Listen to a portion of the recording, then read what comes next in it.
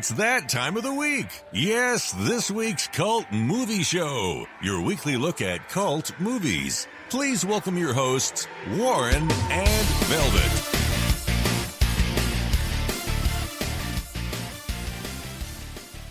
Yes! I had to make up for the fact we haven't been on for a whole week or 2 weeks, something like that. This is, of course, the Cult Movie Show, podcast number 41. So thank you for joining us. I am, of course, Warren, and with me virtually in the virtual studio, as always, is the amazing, charming, beautiful, stunning, witty, intelligent Velvet. Hey. I love that we celebrate the holidays here on the Cult Movie Show. So not only the American ones over here in the United States, Christmas and Halloween and Thanksgiving, but also Australia Day. And what do we have going on today in Australia? Well, today is, of course, Anzac Day, which is the 25th of April every year. It is a very big day for not just Australians, but also for New Zealanders and also for some French as well. So, It is actually quite a big day. So we just started the show with the last post as basically our show's tribute to all the veterans out there and to all the people out there who have lost loved ones, basically through war and violence, that they have experienced. So it's basically just our tribute to them. Yeah. But that's where the tribute ends because we're not doing movies about, Australian history or any more biopics. No, we have a discussion lined up, don't we? Oh, yes. This is we've got a couple of films for this podcast, and we have I'll say one's pretty good. One is okay. We'll get to that other one anyway. Exactly. We've got a short film, and we've got an interesting discussion. I think it was something that Velvet and I were talking about a couple of weeks ago now, and we sort of thought, that is a really good idea, and it all came about from a movie that we're going to be discussing on this show, and so basically. Basically, the whole idea of this is it is what you would call WTF. What the fuck were they thinking when they agreed to make this movie? Basically, actors who took roles in movies that they were so much bigger than. They were well-respected, well-known actors who took roles in incredibly shitty films or films that were just absolute, disasters. And the question has to be asked, what were they thinking, when they agreed? And I suppose we have to mention one film just to get us going, Velvet. And it was the movie... Because let's face it, we're going to talk about it later in the show anyway, so we're not going to discuss it much now. But it was the movie that actually got us thinking about this subject. And it is, of course, Sean Connery in Zardoz. Zardoz! Yes, get it correct. It's Zardoz. Zardoz. Okay, sorry, had to get it out of my system. Yeah, because you're going to hear that name a lot during that movie. But yeah, we'll get to that. But yeah, that was a movie that I was like, okay, why the fuck is Sean Connery in this movie? Now, Sean Connery was straight off of his, stint as James Bond. He's collecting multi-million-dollar paychecks. And then all of a sudden, his next movie is Zardoz. But like I said, we don't want to talk too much more about Zardoz. Save that we're going to review for later. That movie for you. Yeah, we're going to review that one for you. But it got us thinking, like Warren said, like, oh my God, you know how many other movies we've seen where we're like, that's a really good actor. And like some actors, for me, the moment I know that actor is in it, I'm like, okay, that's going to be a good movie. This person picks good scripts. They turn in good performances. I'm going to go see that movie. And then you watch it and you're like, wow, this movie is absolutely horrible. Why did they do this movie? I know. So what really got my brain going was our discussion, not from last episode, but I believe episode 39, when we mentioned Liam Neeson. And I mentioned the first time I actually remember seeing Liam Neeson, it may not have been his first movie, but it was the first movie I remembered seeing him in, was Ethan Frome. Horrible movie, boring, stupid story. It's based on a book some of us had to read in high school. And now when you look at Liam Neeson's career, he's such a charismatic actor. Like, he's one of those actors, he's so charismatic, he doesn't even have to put on an American English accent to be in movies. He doesn't even have to put on an English accent.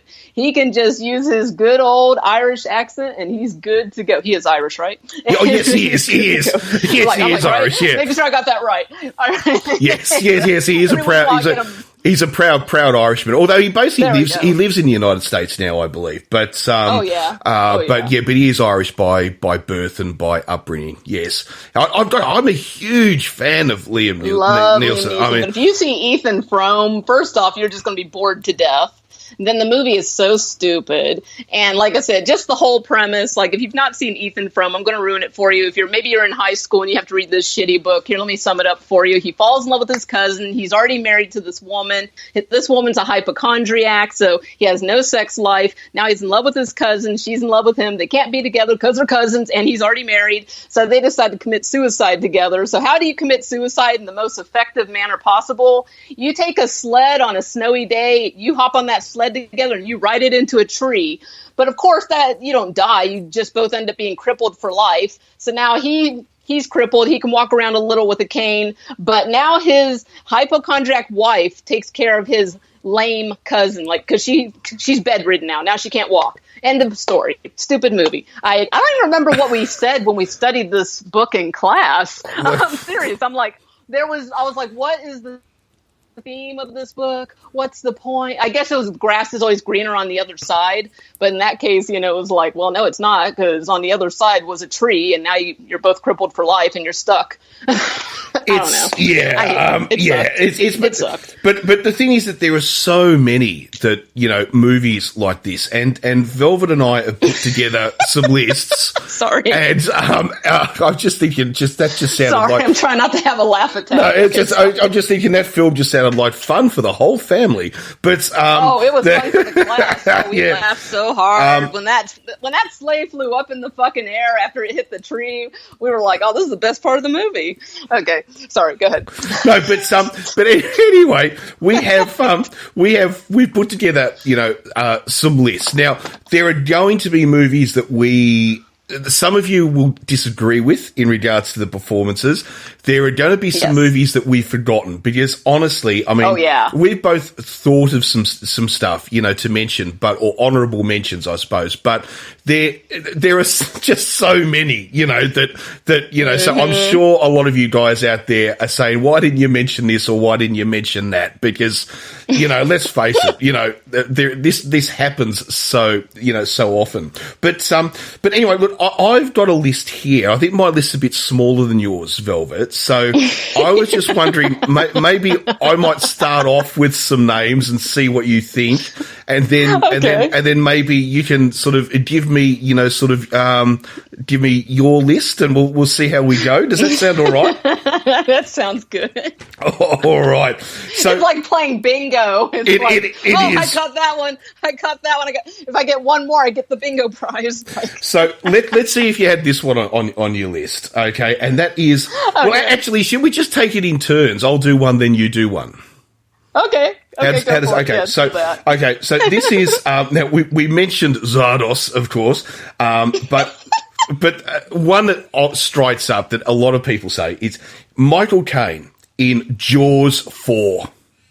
Now that's on my list. Yes, that's on my list. On my list. You have to ask what a man as talented as Michael Caine agreed to do this movie. Although I know the answer to it, actually. I know the answer to this one. Why he did it. I actually heard this. Yes, it's a good answer. His attitude is, it was money. They offered me a paycheck. It was that simple. He didn't care. Yeah, he actually said it bought him a house and it paid for vacation. Yeah. that was the only. I would do Jaws 4 too. Yeah, sign me up. But the only House of the Vacation. Yes. But the only regret he does say is that while he was filming was when the Academy Awards were being held. And the problem was he was nominated for Hannah, I think it was Hannah and Her Sisters, or it might have been Educating Rita. I can't remember now. It was one of the two. And would you believe it? He won the Academy Award. So, and the problem was he couldn't accept his Academy Award because he was off filming Jaws 4.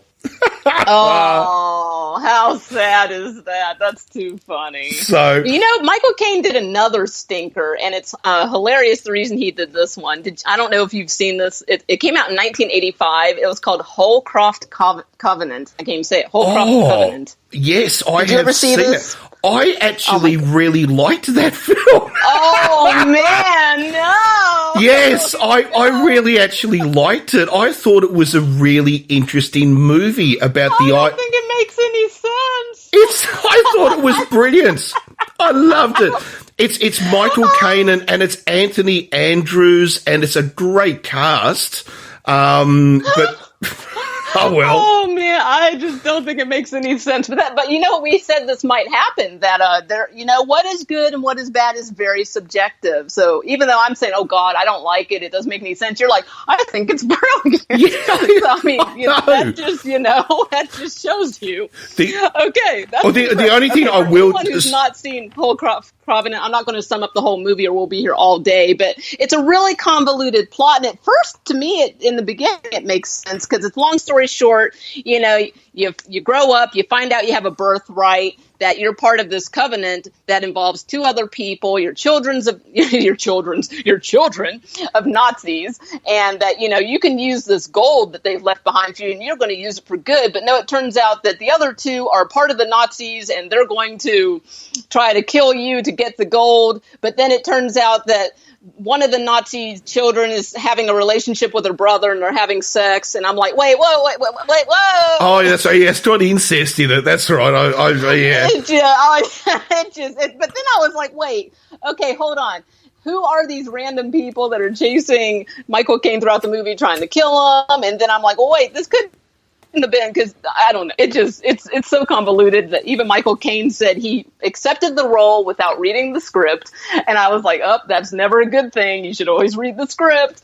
And he wanted to do this movie because it was the same director that had directed the Maltese Falcon, right? Yeah. Do I have that right? Yeah. So he was like a fan of the director and he was like, oh yeah, I got to do this movie. But he said once he signed on and he read the script, he was confused. He did not understand the script. And I felt the same. I actually understood the story. I think it's very, very simple. I mean, these three Nazis got together at the end of World War II, smuggled gold into Switzerland. Yes, it's Nazi gold in Switzerland. And of course then and then in the 1980s, it's now worth $1 billion or something or whatever. Right. They inherit it through this covenant.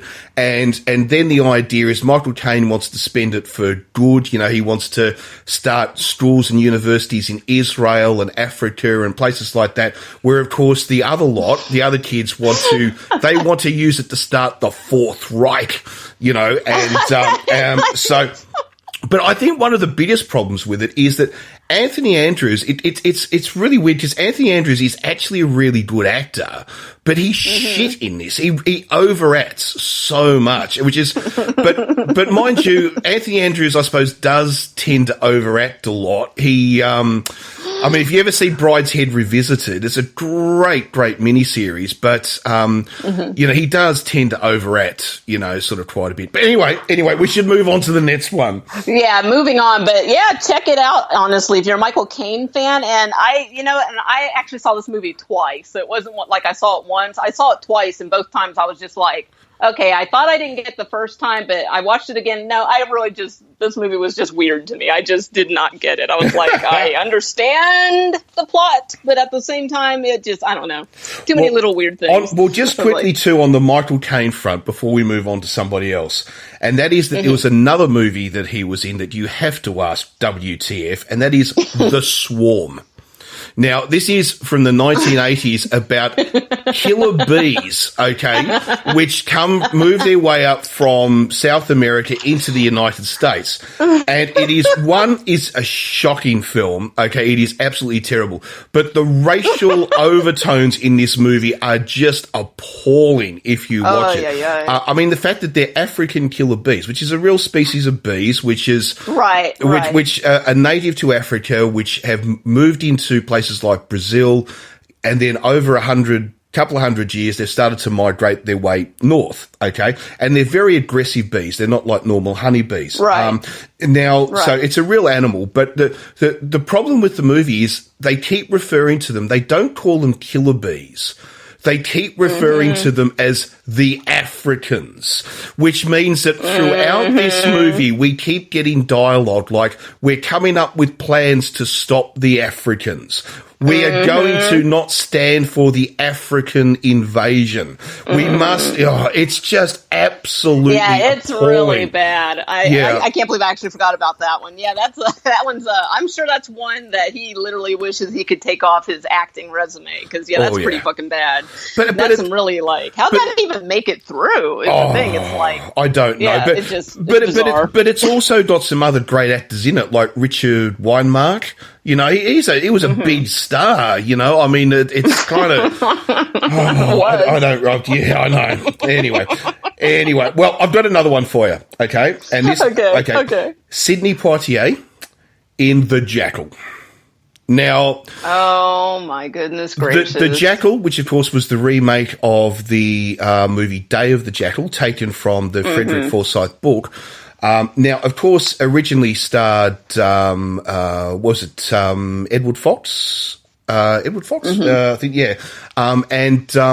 Fantastic movie, fantastic story, a thriller that keeps you on the edge of your seat for 2 hours. This one was the biggest load of bullshit ever, and why a man as amazing as Sidney Poitier agreed to be in this, I do not know. I just do. Yeah, that's really baffling. And I mean, Bruce Willis is in it, right? And he's terrible. He's absolutely. It's one of his worst ever performances. So that's a case of, again, a good actor in a bad movie who also actually does a bad performance. Because sometimes we have these movies that are terrible, and the actor that's in it is still good. Like, even though the movie's fucking awful, like, they still act their ass off in their role. But this is one where I guess maybe he knew it was a piece of shit and he said, fuck it, they already paid me. So yeah, I don't know. He's like, I'm already here, what can I do about it? Like, yeah. I do not know. Yeah, he was too good. He's you know, amazing, absolutely amazing, and it's just talking about just making a pile of bollocks, you know. It's like I haven't got it on the list, but I suppose we'll mention it's like Danny Glover in in a number of films lately, actually, but especially in that movie in Dark Web. What was he thinking? All I can think was it was like he Skyped his role in. Yeah, it was just like Michael Caine, you know, in Jaws 4. It was just a paycheck. I mean, it's all I can think of. You know, it's all I can think of. So what else have you got there? What else have you got there, Velvet? Man. Okay, this is an actor who consistently does shitty movies nowadays. I mean, and this is an iconic actor. He's been in iconic roles, Raging Bull, Taxi Driver. Robert De Niro has been in so many shitty movies, but for me, one of the worst that I've ever seen him in was Hide and Seek. Did you ever see that one? Oh, God, yes. Yeah, I know. Oh, my God, was that not horrendous? Oh, my God, it was like, really, Robert De Niro, why did you take this script? He does a lot of shitty movies. I don't want to go list them all, because, again, it's subjective. But that one, on average, the majority of people, if you ask them, oh, did you see Robert De Niro in Hide and Seek? They're like, oh, God, that movie was awful. And I was just like, why does he? Well, it's like he can't stand to not act. Like, he would rather do a shitty movie than not act. You know what I mean? It's like, I don't think he ever takes a year off. I think he literally every year does several movies. And I'm just like, God damn, dude, you definitely don't need the money. So evidently he acts just because he loves it. But I'm like, really, you aren't getting any better scripts than what you're taking? Like, really? Is that the best you can find? I don't know. It's a bit like another one I'll throw up, actually, and I definitely will throw up when I mention it, and which reminds me a bit of that, is Jack Nicholson in Man Trouble.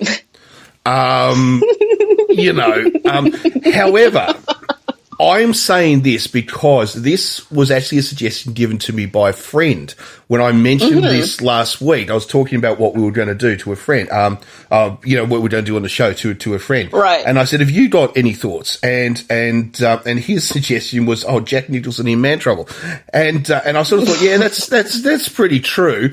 But then I also thought to myself, for me personally, I actually think Jack Nicholson is one of the most overrated actors on the planet. I know this is a subject for another show, overrated actors, but definitely. because there are three people that I classify as, especially in America, as three of the most highly paid but overrated actors that there are, and that is Jack Nicholson. Oh God! Now, I've just forgotten their names. Oh my God! And they Diane Keaton. And Warren Beatty. Warren Beatty, I totally think is overrated. He cannot act to save his life. I mean, all he does is he's terrible. He's just a stone-faced actor. He's the actor. He's like the no actor. Like, just doesn't even act. Just, he's just himself. I know. Now, talking. Now, in saying this, he's a better actor than I am. Okay, I give him. Obviously, I give him that. Fair enough. Right, but saying that, I don't get paid millions of dollars to be in movies.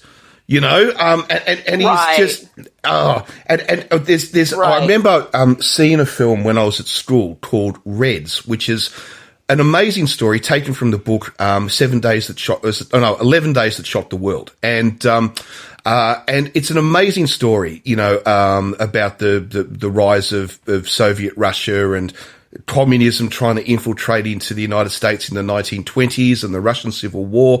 It's a really amazing movie. But the problem is the three main stars are Jack Nicholson, Diane Keaton, and the overactor himself.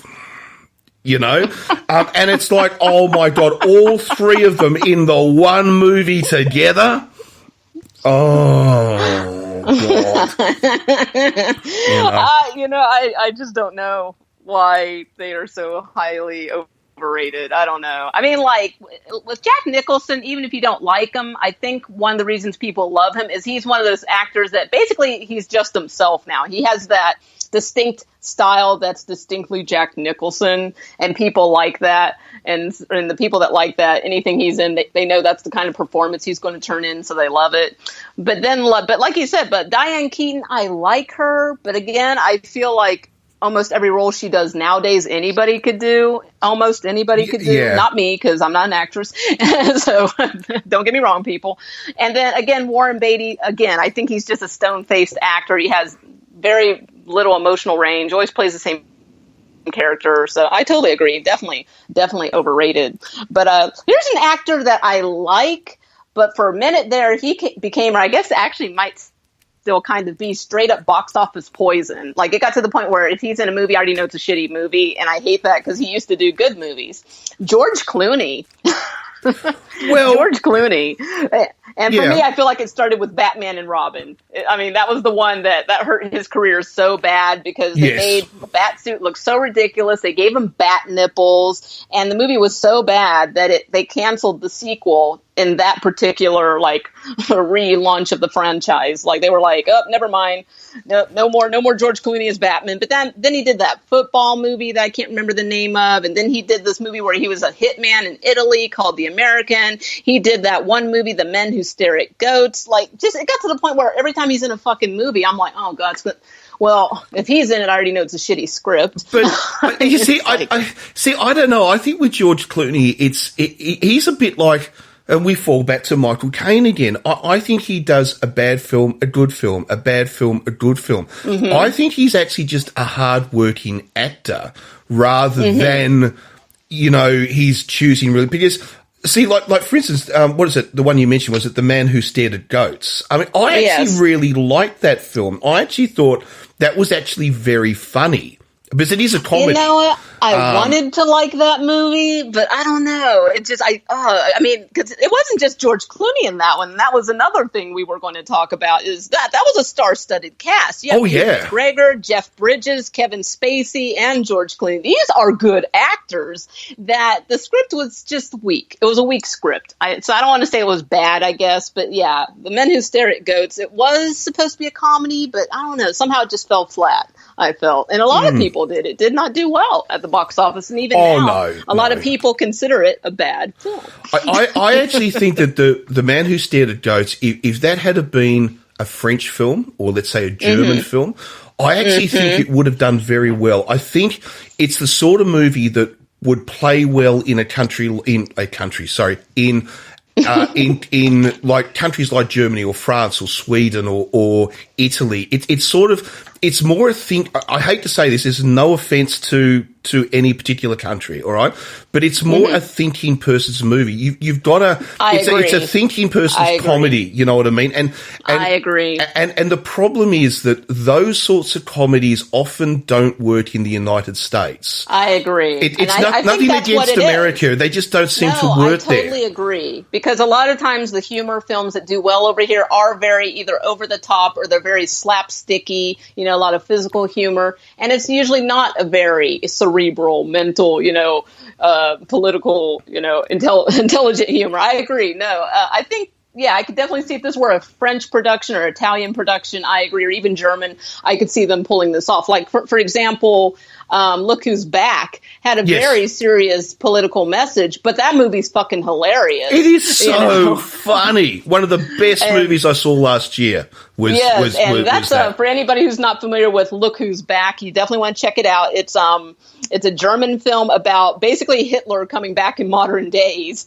and everybody bringing him up to power again, but it's funny. I know it sounds fucked up, but you just have to see. It's hilarious, and it works.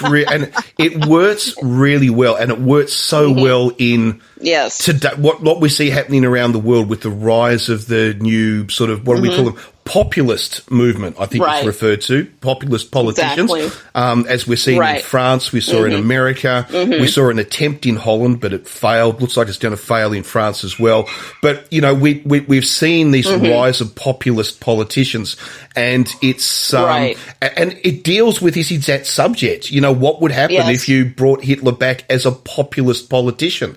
And it's absolutely hilarious, but with a very strong message at the same time. So exactly. And we don't get that, a lot of those kind of movies over here in the United States. So like you said, it's just a different cultural, understanding of those type of films. And that's probably why The Men Who Stare at Goats didn't do so well over here. It's more of a cerebral comedy, and we want more of a slapstick, more of an over-the-top body humor type stuff. Okay, speaking of all-star cast that did shitty movies, this one, did you ever see this one? I don't think anybody saw this. The Good Shepherd in 2006. Did you see this? No, I want to be honest. I don't want to bluff my way through it. I haven't actually seen it. Okay. I have heard of it. I have heard of it, though. Boring. Yeah, so I know. Boring. But okay. A huge cast. Oh, boring. Oh, my God. The movie, I saw it in the theater, first off. I saw it in the theater. I could not wait. So excited. So it has Matt Damon, Angelina Jolie, Robert De Niro, Alec Baldwin, Joe Pesci. I mean, these are a lot of really popular actors, and most of them are pretty decent actors. Some of them are even award-winning actors. 2006, sitting in the theater. This movie goes for 2 hours and 47 minutes. It's almost a 3-hour epic. Oh, God. It was so boring. And it was basically about being a spy and, then constantly being paranoid because you think people are listening in on you because you're a spy. And the most exciting part of the movie was they threw a pregnant woman out of an airplane to kill her because, they had to get back at one of the spies. And that was the best part of the movie. And that's, I'm like, that's terrible. If I'm saying I enjoyed watching a pregnant woman die, because that's how boring the movie was. Absolutely horrendous. But yeah, humongous cast. But it just didn't work. Not at all. And even you get excited because they do all the promos and you see all the interviews with the cast before you see the movie. And Angelina Jolie's talking about how great her character is in this movie. And the character is so empty and just terrible. All it is just she plays this young woman that gets pregnant right after meeting a guy and he has to marry her, and then her life that's it. Her life's over. She's, just a young, pregnant, married teenager. And that was her. And I was like, this movie sucks. This is really boring, and really the character development is terrible.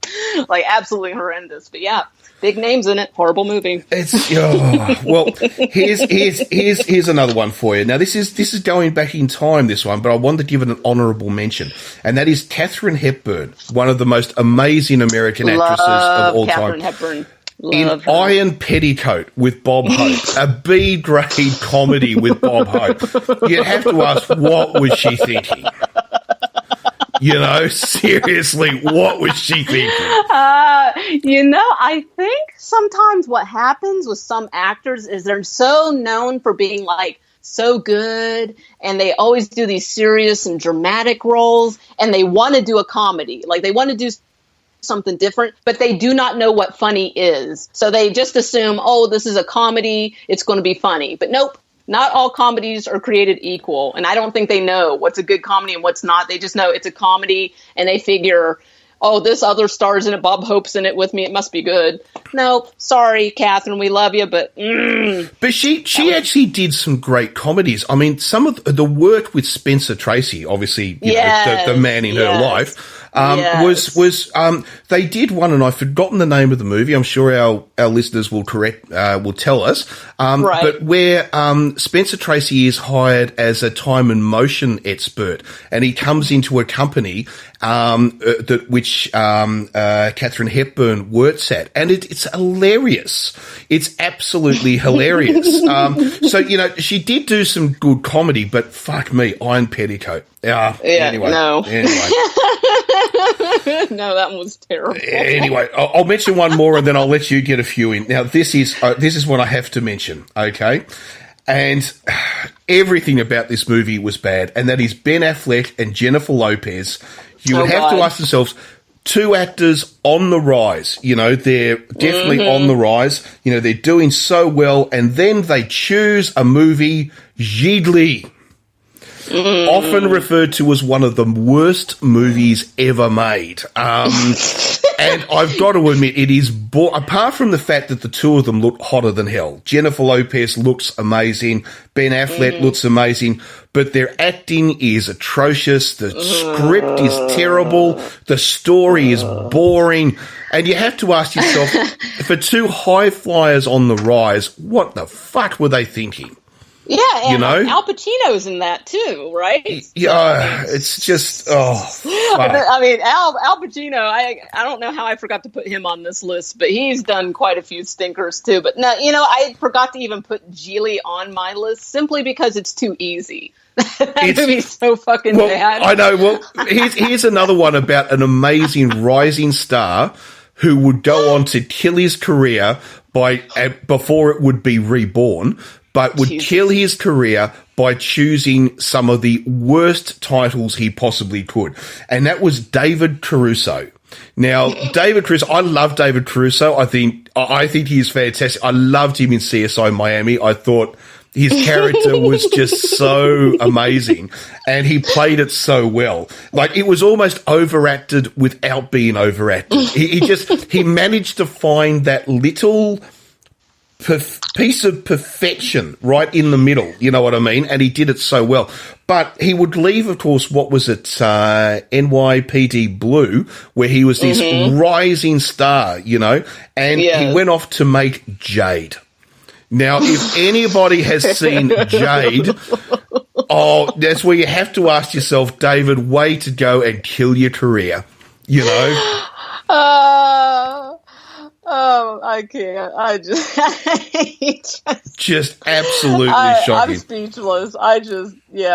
Absolutely shocking. Some people just don't have that success radar. And that happens to a lot of TV stars, that they want to break away from TV, they want to do movies, but then all they do are shitty movies. Yeah.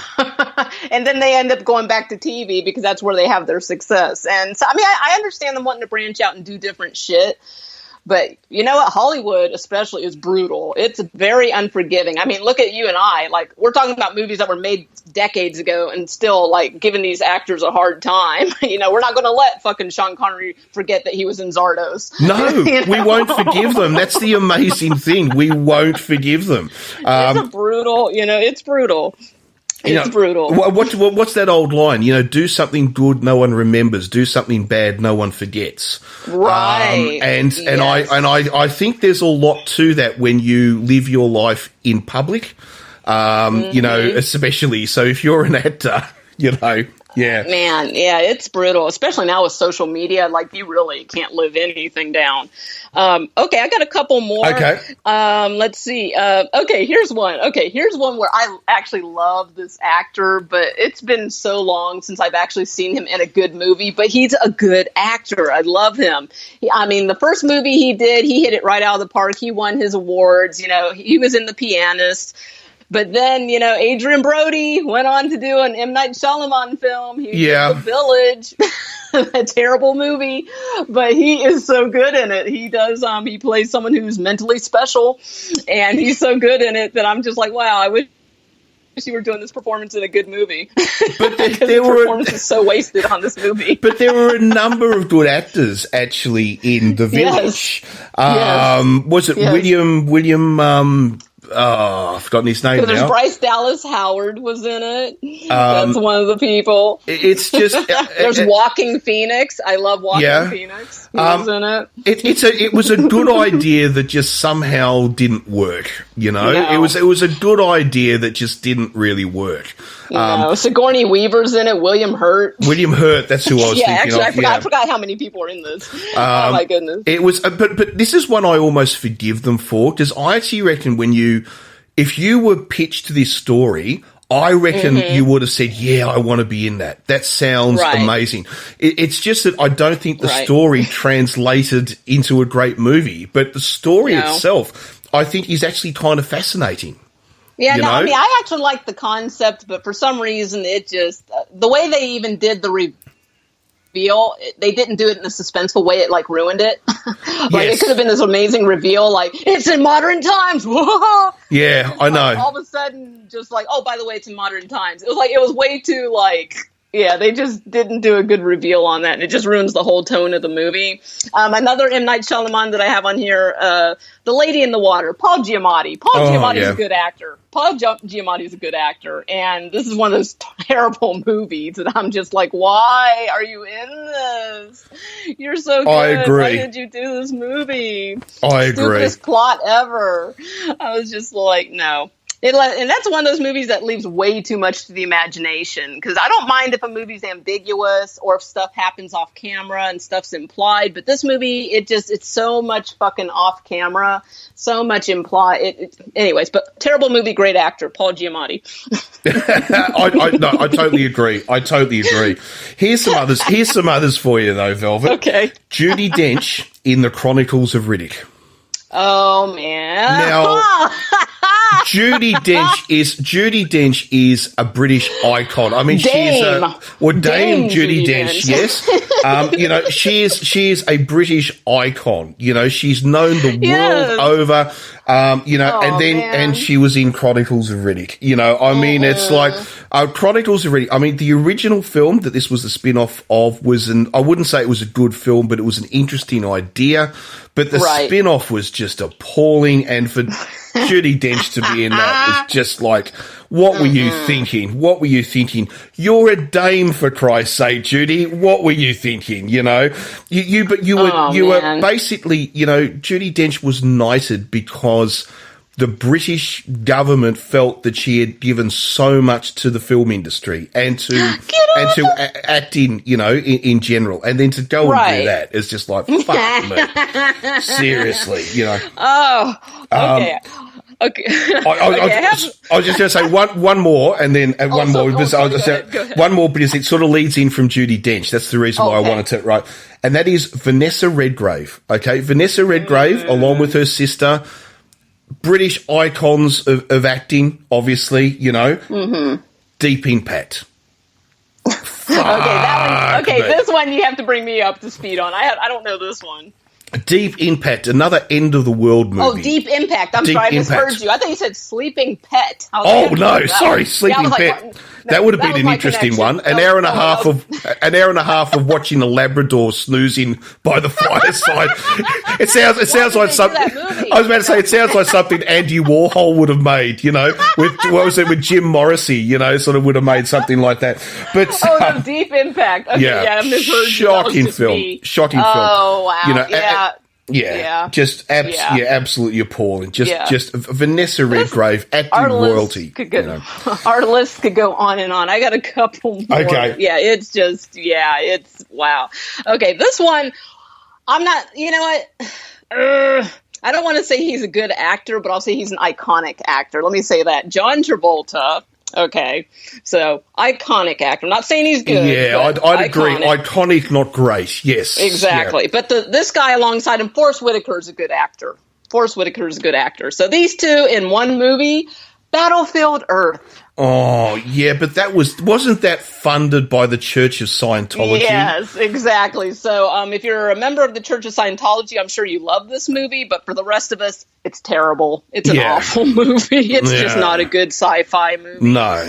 Oh, my goodness. Okay, this one might surprise you. Actually, let me talk about this one really fast. Sarah Michelle Gellar. I love Sarah Michelle Gellar. Again, as much as I love her, I'm going to put her also in that category of she's almost iconic because of obviously Buffy the Vampire Slayer.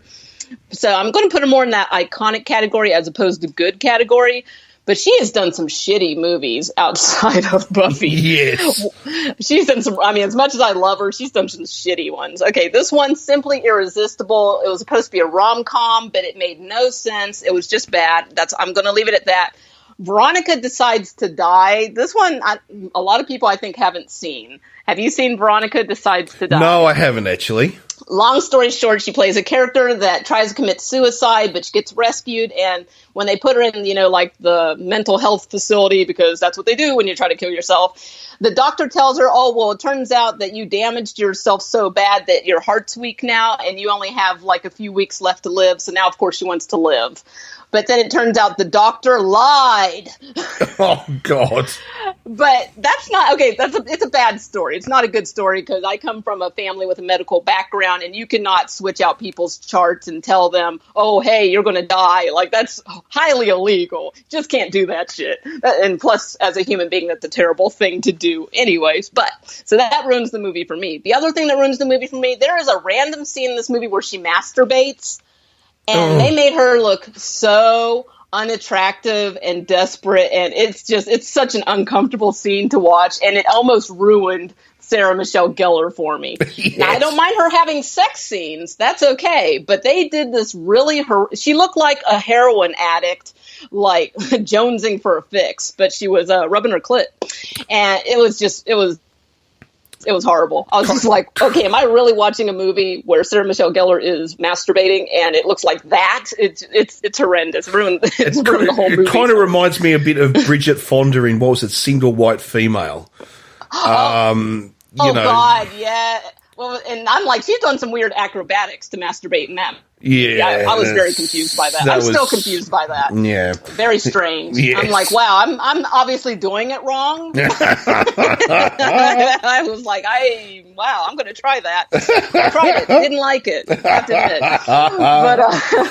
But okay, last one, and then I'm going to tap out, or we'll be here all night. And actually, I have one more. Okay, two more. Okay, this one might surprise you. Adam Sandler. In every movie he has produced since 2000. Yes, I had that on my list. Do you know what I had written down, Velvet? Mm-hmm. I had Adam Sandler. Everything. Now, here's the thing about Adam Sandler is in the 90s, that was his heyday. That was the zeitgeist of comedy. He has not evolved since then. He's still regurgitating the same shit and formula. Yeah. Decades later. That is the problem. But I'm putting him on this list because he is actually a shitty actor who's been in good movies. Punch Drunk Love, Reign Over Me, Funny People. These are movies where he plays serious roles or quirky characters, but they're actually good movies, and he's actually good in them. So he has ability to turn in good performances, but instead he wants to stay safe and do the same shit over and over and over again for his own production company. So evidently he has a fan base somewhere, or he wouldn't still be putting this shit out. But yeah. I mean, I would agree with that. There are a few exceptions to his career where he has actually made some funny films, but a lot of them really just are, appalling. Although I must admit, I did actually like the two grown-up movies. I actually thought, grown-ups. I actually thought that they were actually quite funny, but I actually think that those movies are all held together by the rest of the cast, not actually by Adam Sandler. It's actually the rest of the cast that make those movies good. So yeah. But oh my God. Yeah. But yes, I agree with you on this one. Totally agree. God. Totally agree. Okay, last one, and then I'm tapping out because this is just getting too painful. Now, this is another. This is actually one that a lot of people call this like a horrible movie with a star-studded cast. I think the movie's hilarious. I like this movie. Okay. I think it's hilarious. It's called Movie 43. Oh, yes. Oh, my God. Once again, a total failure, this one. But, yeah. But you loved it? I thought it was hilarious. Okay, the moment we have Kate Winslet and Hugh Jackman sitting at a blind date together, and he takes off his scarf and he has balls on his neck. Yes, I know. Gonads, male genitalia hanging off of Hugh Jackman's neck. He's fresh off of fucking Wolverine, and he's like the America's darling of acting, and everybody knows Kate Winslet. And this movie's just gross out humor all around. Humongous cats. We got Greg Kinnear. We've got Common, the rapper. We've got Dennis Quaid, Seth MacFarlane. God, who else? We got so many people in this. The list goes on. And there are just these sketches. Halle Berry's in it. I think it is hilarious. Is that the but which is the one where they start tattooing each other and yes, that was Halle Berry. Yes. I forget the guy she's with, but they go on a blind date also, and they start daring each other, and it just gets more and more extreme, and then they're daring each other to get tattoos, daring each other to get plastic surgery. I know. Oh God.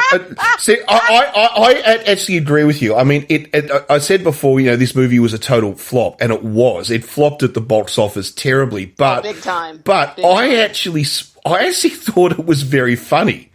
I agree with you. I really did like it. I thought it was slapstick at its best.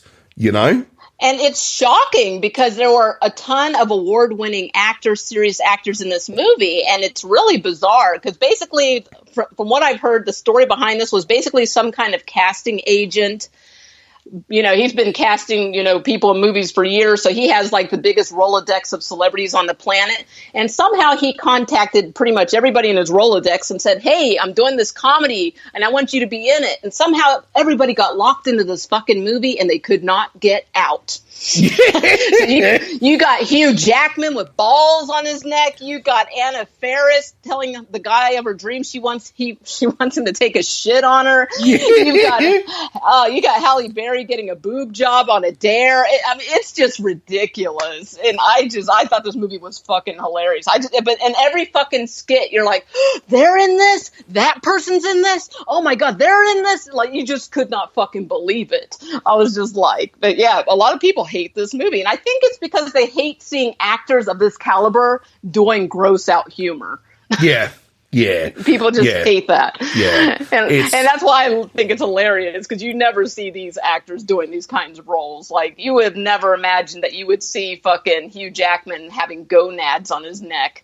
No, I know. But no, I liked it. I really did like it, to be honest. Yeah, I really did. I died. Okay. That's my list. I'm done. All right. Well, I've got just a few more that we should mention before we move on. Okay. And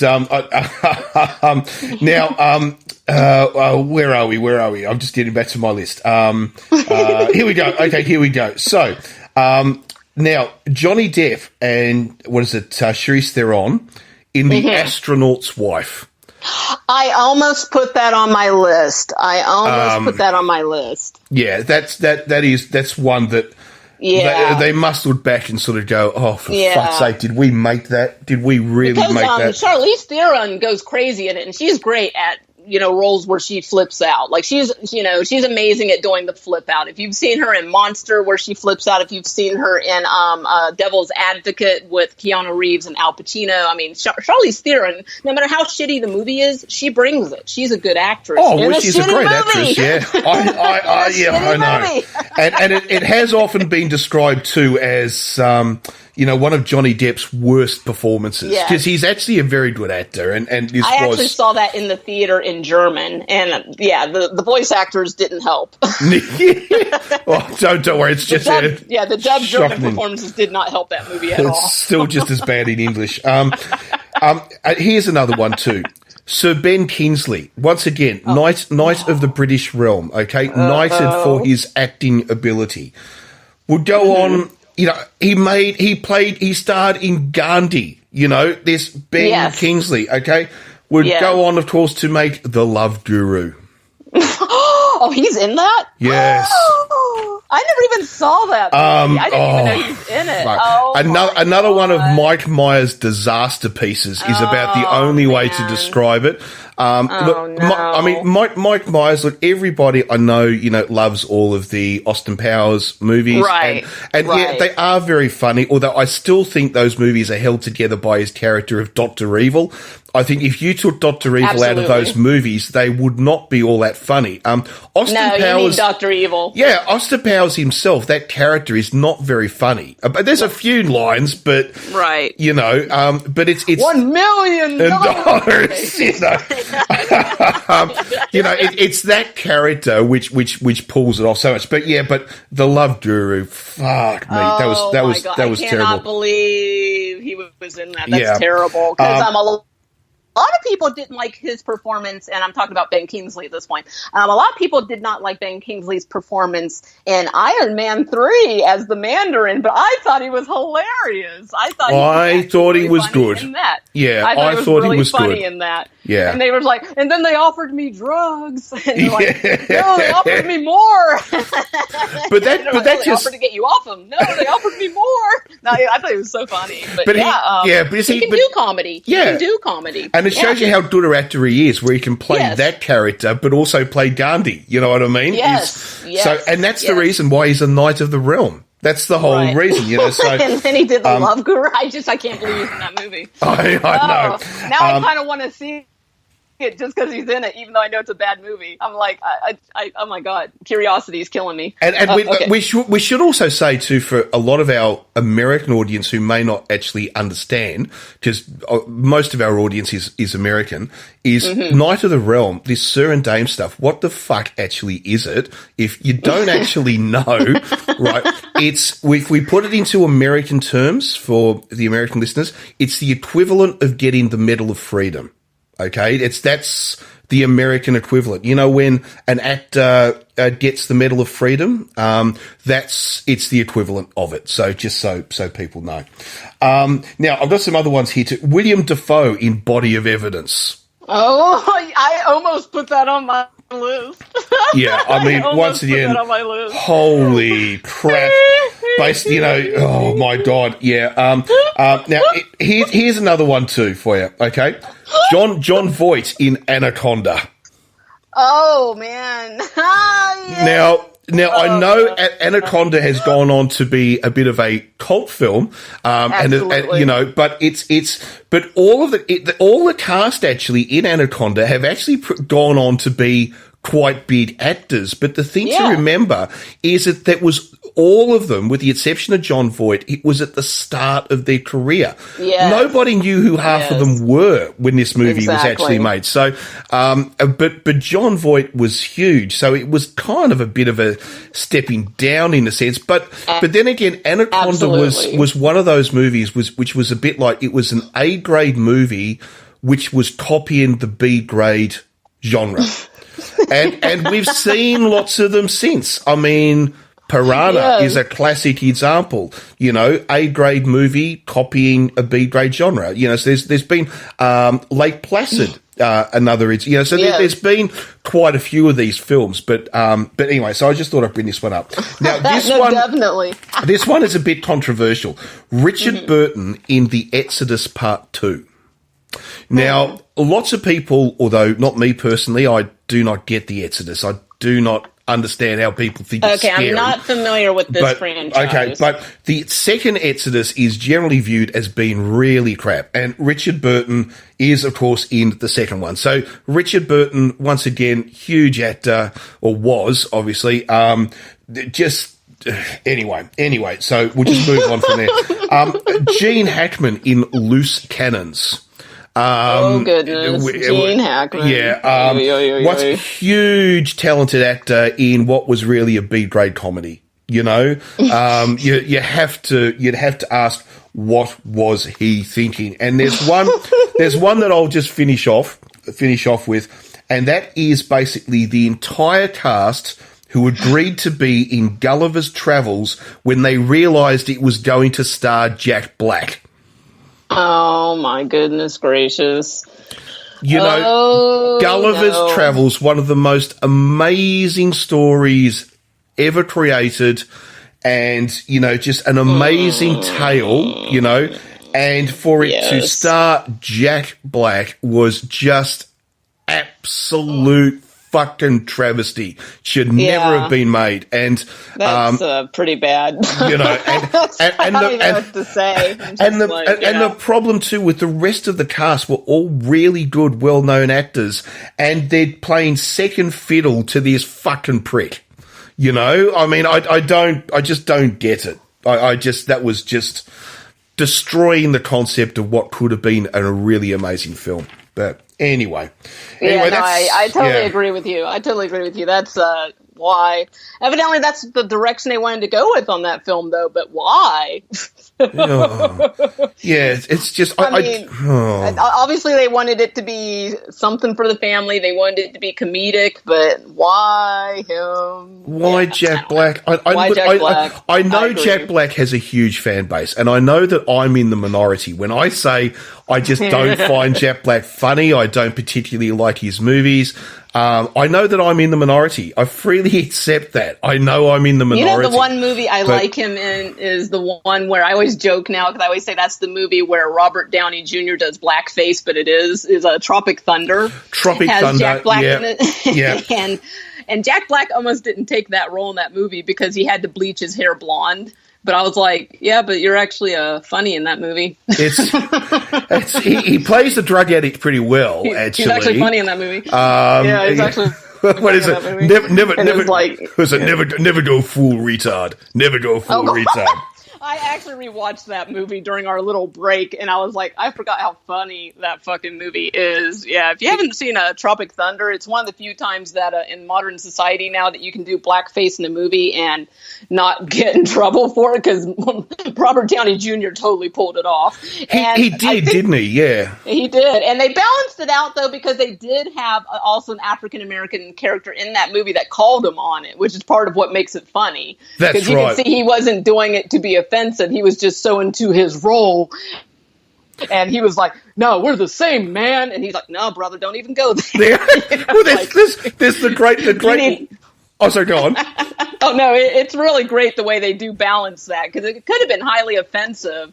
And Robert Downey Jr. even said he was a little worried about taking the role because he thought people might think it's offensive, but he totally pulled it off. And it was also just genius writing on the part of that movie. Well, I think the other thing that made it work to some degree was that it was an American actor playing an Australian actor who was playing a black American actor. So it was sort of like so ridiculous that it somehow he was able to pull it off. But there are some great lines. I mean, from for instance, when they realise that the film isn't really happening anymore and they really are alone in the jungle,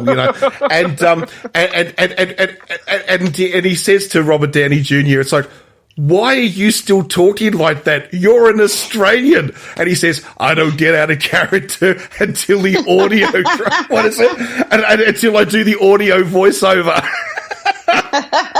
That's right. Oh, I love that. Yeah, he was like, yeah, I don't break character until we do the DVD commentary. Yeah, I know. I was like, oh, wow. Yeah, no, it's a really funny movie. And actually, considering what kind of movie it is, it's basically a war movie. Well, obviously a comedy, but there's only 2 deaths in that actual movie. The director that gets blown up and yeah, I can't believe I just forgot his name. Ben Stiller. Ben Stiller accidentally murders a panda. Not a real one. That's right. But that's it. There's only 2 deaths in that whole movie. There's a lot of gunfire, a lot of explosions, but there's only 1 death. But 1 human death and 1 animal death. But the other one is, a lot of people I have heard, who discuss that movie, who like it.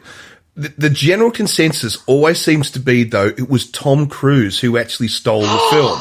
Oh, my God. I saw this movie in the theater. I did not even recognize him. And the person I was there with went, that's Tom Cruise. And I'm like, what? Yeah, he's hilarious in that fucking movie. Tom Cruise can do comedy, people. He should do comedy more often. He does. He really does steal that film, I have to admit. Yeah, and he's fucking hilarious. I must admit, I'm not generally a huge fan of the stuff that Tom Cruise does. But I must admit, he was good in that. And he does. Yes. And to literally steal the film away from what was pretty much an all-star cast. He did pretty well, I would have to say. Yeah, I mean, just the way he looks, the way he acts, and supposedly that's mirrored on like an actual like person in Hollywood. Like anybody who's on the inside of Hollywood knows exactly who he's making fun of. And I think that's great. I'm like, unfortunately, you and I, we're kind of like, oh, well, must be cool. We don't know who that is. But yeah, people on the inside are like, oh, can you believe Tom did that? Oh, dear I think that's great. Dear me. So. All right. Well, that was kind of us just having a bit of a general chat about WTF. Why did they consider making that movie? And I know we've digressed.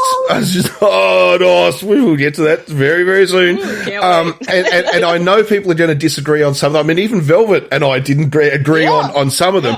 And I know that you'll have, some other thoughts and stuff like that, but we just thought we'd like to give you our thoughts on some of those anyway. Yeah, and also make some of these movies you might want to check out now, because like I said, now I actually want to see The Love Guru, because I've got to see Ben Kingsley. Oh, no, you don't want to see The Love Guru. Seriously, no. Velvet, do something more entertaining, like clean the windows or of the house. Do something, vacuum the carpet. You know what? If you're saying that, I'm going to take your word for it. Yeah, I'm going to take your word for it. If you're saying that, I will not watch it. Okay, I will not watch it. If you're saying that, I will not watch it. Oh, yeah, it is really, really bad. It is really, really bad, yeah. So anyway. Terrible. Anyway, we will take a quick break and we will be right back. It's time to get excited, short film fans. It's mini movie review time. Yes, it most definitely is. And Velvet, you have found us another one for this podcast. All right. So this week, our mini movie is Suitcase. This is a Hindi short film by Coffee Mug Productions. That's a great name, by the way, Coffee Mug Productions. It's cool, you can just sit down with a coffee, watch a short film. Yeah, it's pretty cool. So it only runs about 12 minutes, 30 seconds. And this is about, the storyline revolves around 2 couples, and a suitcase enters their lives. And this little short has a lot of suspense, and you think you know what's going to happen, and you're kind of dreading it, and then it goes in a totally different direction. And I can't say too much more, or I'll spoil it. It's an interesting one. What do you think of this, Warren? I'll be honest with you. I left quite confused. I don't really know exactly what they're trying to tell us, to be honest. I get the idea that this suitcase is meant to be symbolism, as we see this suitcase basically pass through the lives of 3 different couples, 3 different Indian couples. And it's actually 2 couples. I thought it was 3, isn't it? The one at the end, a 3rd couple? No, there's 2 couples. No. There's the one, isn't it? The one that live in the house. Right. There's the ones who are out on their their walk in the countryside, and then there's another couple in the car. From the beginning in the apartment. It's not the same guy, though. Are you sure? I think so. It even says in the description. Oh, really? It even says in the description the relationship of two couples. I probably thought it was. I probably thought it was different because he shaved his beard off. Translation. Okay. Might be a little lost in translation on this short. It is a film completely in Hindi. You do have to turn on your captions to watch this, at least subtitled in English. That's the only available language. I can see why you did get a little confused. What I took away from this, without giving away too much of the short, because I do want people to check it out, and we'll tweet about it during the week now that we're done taking our break, is that basically this is about trying to maintain your independence and individuality within a relationship that's become codependent. Yes, well said. Well said. So, it's. I mean, I think I know why I thought it was the third couple. It's because he shaves his beard off. I was just getting ready to say he cleaned up. And it's meant to be a symbol of him cleaning up as he gets rid of the alcohol, all the alcohol, and I think anyway. Sorry to put you on blast. Oh well, I didn't want people to watch the short and be like, "Where's the third couple?" Yeah, look, but as I said at the start, I was honestly a bit confused about it all. I liked it though. I mean, I definitely liked it. It's one thing I did find interesting too is that I switched the subtitles on, obviously, because it's in Hindi, and because obviously I don't speak Hindi. Yeah, and I wouldn't know what was going on at all. Well, no, but I actually found something quite different. I was interested to hear what you thought about this. Was that I turned the subtitles off, but for most of the movie, I wasn't reading the subtitles. I could actually, because they're meant to be, it appears to me anyway, they're meant to be middle-class Indian couples. And so they're speaking a very modern sort of form of Hindi, which is sort of like half Hindi, half English. Yes, and so it's sort of, and I actually sort of found that I started watching it and I could understand what they were saying generally without reading the subtitles. Okay, that's interesting because I also noticed they do use a lot of English in this short, but also at the same time, the acting in this is really strong. So that might be also why you understood so much. They were really conveying a lot of emotion on their face, their mannerisms. So, and that helps, obviously, because whenever you don't understand what somebody's saying, oftentimes you can tell if they're angry, if they're happy, if they're sad by their, physical reactions and their facial expressions. So yeah, that totally makes sense. So don't be turned off by subtitles, people, because you might find you don't even need them. Oh, look, yeah, it's. I mean, look, I've heard some people sort of say they watch, they watch Train Spotting for argument's sake, and they needed subtitles because of the very strong Scottish accents and so forth. Right. Right. But I sort of found it was a little bit like that. This for me, because when you've got a sentence and it's sort of the sentence is 50% Hindi words and 50% English words intermixed, you can sort of, I don't know, it was sort of kind of interesting. I like the way too that they were middle class Indians, which I thought was interesting. I also like the idea too that they played with that idea of men who were often sort of like they can't survive without women. It's almost like the women are the dominant. Yeah, the women are the ones who actually keep the relationships alive, and the women sort of feel that it's almost like that they're nursemaiding, this style of time. And I know that's something which I've heard a lot, Indians talk about. It's like there's this, especially in Indian culture with a lot of men, there's this almost dependence on females, especially like for Indian young men, dependence on their mothers, as they go into adulthood and so forth. So I thought that was very interesting that they sort of had that in the mix. But the interesting thing too is that they were quite powerful couples. They weren't, they looked actually a bit more like they were kind of quite interesting people you'd want to actually hang around with. You know what I mean? They were quite genuine, normal people. So I quite like that. Yeah, talking about the codependence thing, I actually read statistic some years ago that said something like, on average, like when when a man, like when his partner goes out of town, like they were saying, you know, a heterosexual couple, you know, when his woman goes out of town or something for some time, they have to take care of themselves. It said something like their health goes down 10% on average or something ridiculous like that. Would not surprise me. Yeah. That made me laugh. I was like, I can kind of see that. Because, you know, especially the women, they're always like, well, make sure you put on some shoes or make sure you wrap up or make sure you wash your hands and make sure you... Oh, put it this way. How many? I mean, you think about this. And I'm talking to everyone here, right? And even if you're a guy, be honest with yourself. If you're in a relationship where you live with your partner, whether you're married or you live with them or whatever, how often is it? Yeah, it's like your wife or your partner goes away. Maybe it's on a business trip, or maybe it's a holiday with the girls, or something like that, right? And she's away for a week. How often do you find that you get yourself into a situation where, oh, I can wear that business shirt for a second day? You know what I mean? Or, oh, I reckon I can get away without ironing that shirt. Or it's a little bit like dinner time. Oh, fuck it, just get a pizza. Or it's a little bit like, oh, there's baked beans in the cupboard. You know? It's like, I mean, be truthful. I reckon it happens so much.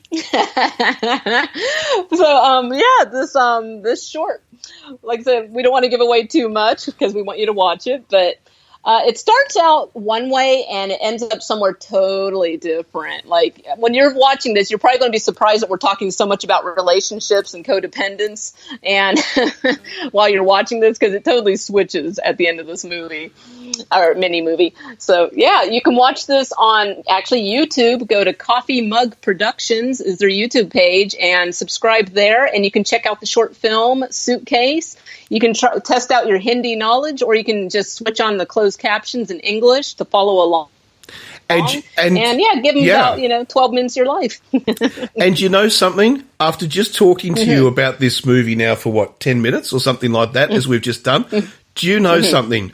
You know when the light bulb goes off and you have a revelation? I get it now. It suddenly just dawned on me. What happens? It's just clicked. It's only taken me 3 days or something, but it's just clicked. I get it now. I get it now. Thought-provoking art. We all understand it differently. We all interpret things differently. So, I mean, my interpretation is not the only interpretation, but I'm glad I can bring it around to my side. Now I get it. Where we start in one place and then we look at where we could end up, and then it goes in a circle as it's returned back and it creates a cycle. I get it now. I get it. It's a cycle. I get it. Oh, my God. Oh, my God. Oh, well, it only took me 3 days. It's all right. You know, it's like that sometimes because there's a lot of movies I've watched and got totally nothing out of. Not just short films, but I mean like straight up movies. Watched it for an hour and a half, 2 hours, got nothing out of it. And then I'll come across somebody's analysis of the film and I'm like, oh. And now that you say that, I totally get it. But yeah, like I watched this one movie where a guy pissed on a woman and beat her up and she wanted to commit suicide, and I just did not get anything out of this movie. I was like, wow, that was awful. And I know, right? Exactly. That's what I was like. I was like, wow, I wish I hadn't watched that. But then I read an analysis of the film, and I'm like, oh, okay, I get it. Yes. Yeah, we'll have to save that for another conversation. But yeah, the same thing happened to me, and I was like, oh, wow, okay, well, now that I read that, I'm really stupid because I didn't see any of that shit. Well, look, I'll freely admit it. I'm stupid. It took me 3 days to get it. And I only got it once I started talking to Velvet about it on air. So, you know, I mean. Yeah, but sometimes we have to do that, you know. Sometimes we have to do that to, like, open up that extra area of our brain. Like, sometimes we just don't get the stimulation from watching it. That's why we have all these discussions and read articles and stuff. And then you're like, get to gain other perspectives. And like, oh, okay. That's why talking about movies, just like talking about books, is a great thing to do. Yeah. Because it opens up all these, you know, thoughts and ideas and stuff that you hadn't thought of yourself. So it's right, exactly. It's a great thing. It's an absolutely great thing. So all right, well that was so definitely recommend it. Absolutely. And where can people find it, Velvet? Okay, go to youtube.com and type in Coffee Mug Productions and make sure you go ahead and subscribe and check. They do a lot of short films actually. And this one is called Suitcase. And check it out and let them know that Cult Movie Show sent you. And it only took Warren 3 days to get it. But I promise you guys, you're smarter than me, all right? You'll hopefully get it when you watch it. So anyway. All right, we'll just take a quick break. And we'll be back with I do not believe we're doing this movie. Anyway, we will be right back. We will be right back. Zardoz!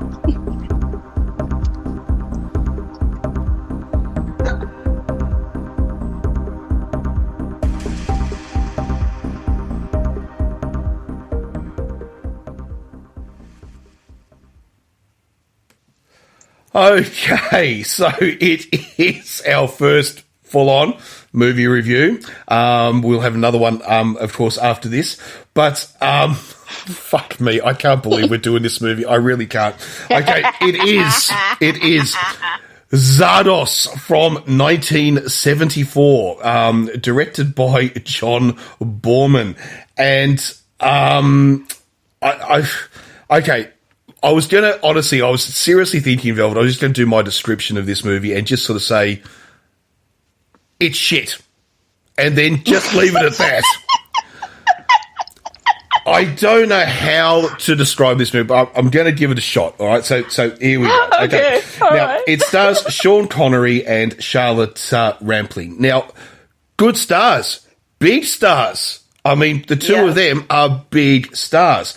Now, and this is why you have to say it's like, what the fuck were they thinking? Now, it is set in 2293, the year, okay, in the future. It's a post-apocalyptic world. And basically there are two groups of people in this world, the Eternals and the Brutals. Now, the Eternals somehow or other have immortality. They live forever. And they control, via the use of Zardoz, they control the group of people called the Brutals who live out in the countryside. They make all the food and all the rest of it, and they supply the food to the Eternals. Now, our main character is Zed, and he is, of course, Sean Connery, who runs around in basically a red nappy for the entire movie. And hooker boots. Yes, and hooker boots. Okay. Now, he is an enforcer as part of the Brutals, whose job is to go around to basically enforce and kill Brutals, to enforce the will of Zardoz, now, who the fuck is Zardoz? Now, Zardoz is basically, as we said, the god, if you like, which is controlled by the Eternals, but it is a giant flying stone head. Now, I'm not joking about this. It is a giant gaping mouth. With a gaping mouth, okay, which flies around the Brutals and basically says comments like, "The gun is good, the penis is bad," and then vomits guns all over the Brutals so they can pick up the guns and start killing everybody. It is just, the absolutely wildest thing. Now, our man Zed, the enforcer, of course, emerges from the head of Zardoz, and he gets captured by the Eternals, because, of course, remember, he is actually a Brutal, and he is then put into sort of this thing of slavery, if you like, by the Eternals.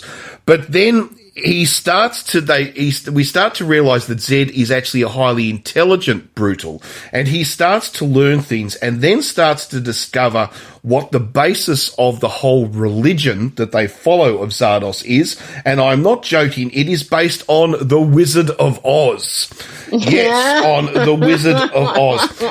He will then go and basically take revenge on all the Eternals, who will then gladly thank him for his revenge as he exterminates all of the Eternals. And then the film finishes with Charlotte Rampling and Sean Connery in the weirdest fucking scene you have ever seen in your life. And all I can honestly say is this is a stinking pile of dog shit. It is terrible. Yeah, it's absolutely appalling. This is one of those movies that really it's a cult classic, but at the same time it's really obscure. A lot of people have not seen this, but at the same time a lot of people know of this movie without knowing that they know of this movie, because we have all seen the picture of Sean Connery wearing a red jockstrap and hooker boots and carrying a rifle, and everybody's always like, what the hell is that? But then, like, somehow you never get around to finding out. This is it. This is Zardoz. A lot of people are really divided about this movie. You either love it or you hate it. Obviously, you and I hate it. We think it's weird as hell. We think it's terrible. But there's some people that see a hidden meaning in this movie. And there is actually a bit of a message. It's basically don't blindly follow religious dogma. So, I mean, that's a really strong message when you consider that's what a lot of people do. But this movie's terrible. Oh, it is. No. I mean, I agree. There is a message in here about blindly following, as you're saying, religious doctrine. It's the idea of not to worship but there's sort of something in this for everybody, because, like, for the atheists of the world, there's sort of something in here sort of saying, how controlling and divisive religion is. But then again, for the religious people, especially for the monotheistic religions, Christianity, Judaism, Islam, and so forth, there's a statement in here about not worshipping false idols, which, of course, is a basis of the monoistic religion, so like the religions of Abraham, basically. So so there is actually a message in here for both sides of the argument, which is really kind of interesting, Yes.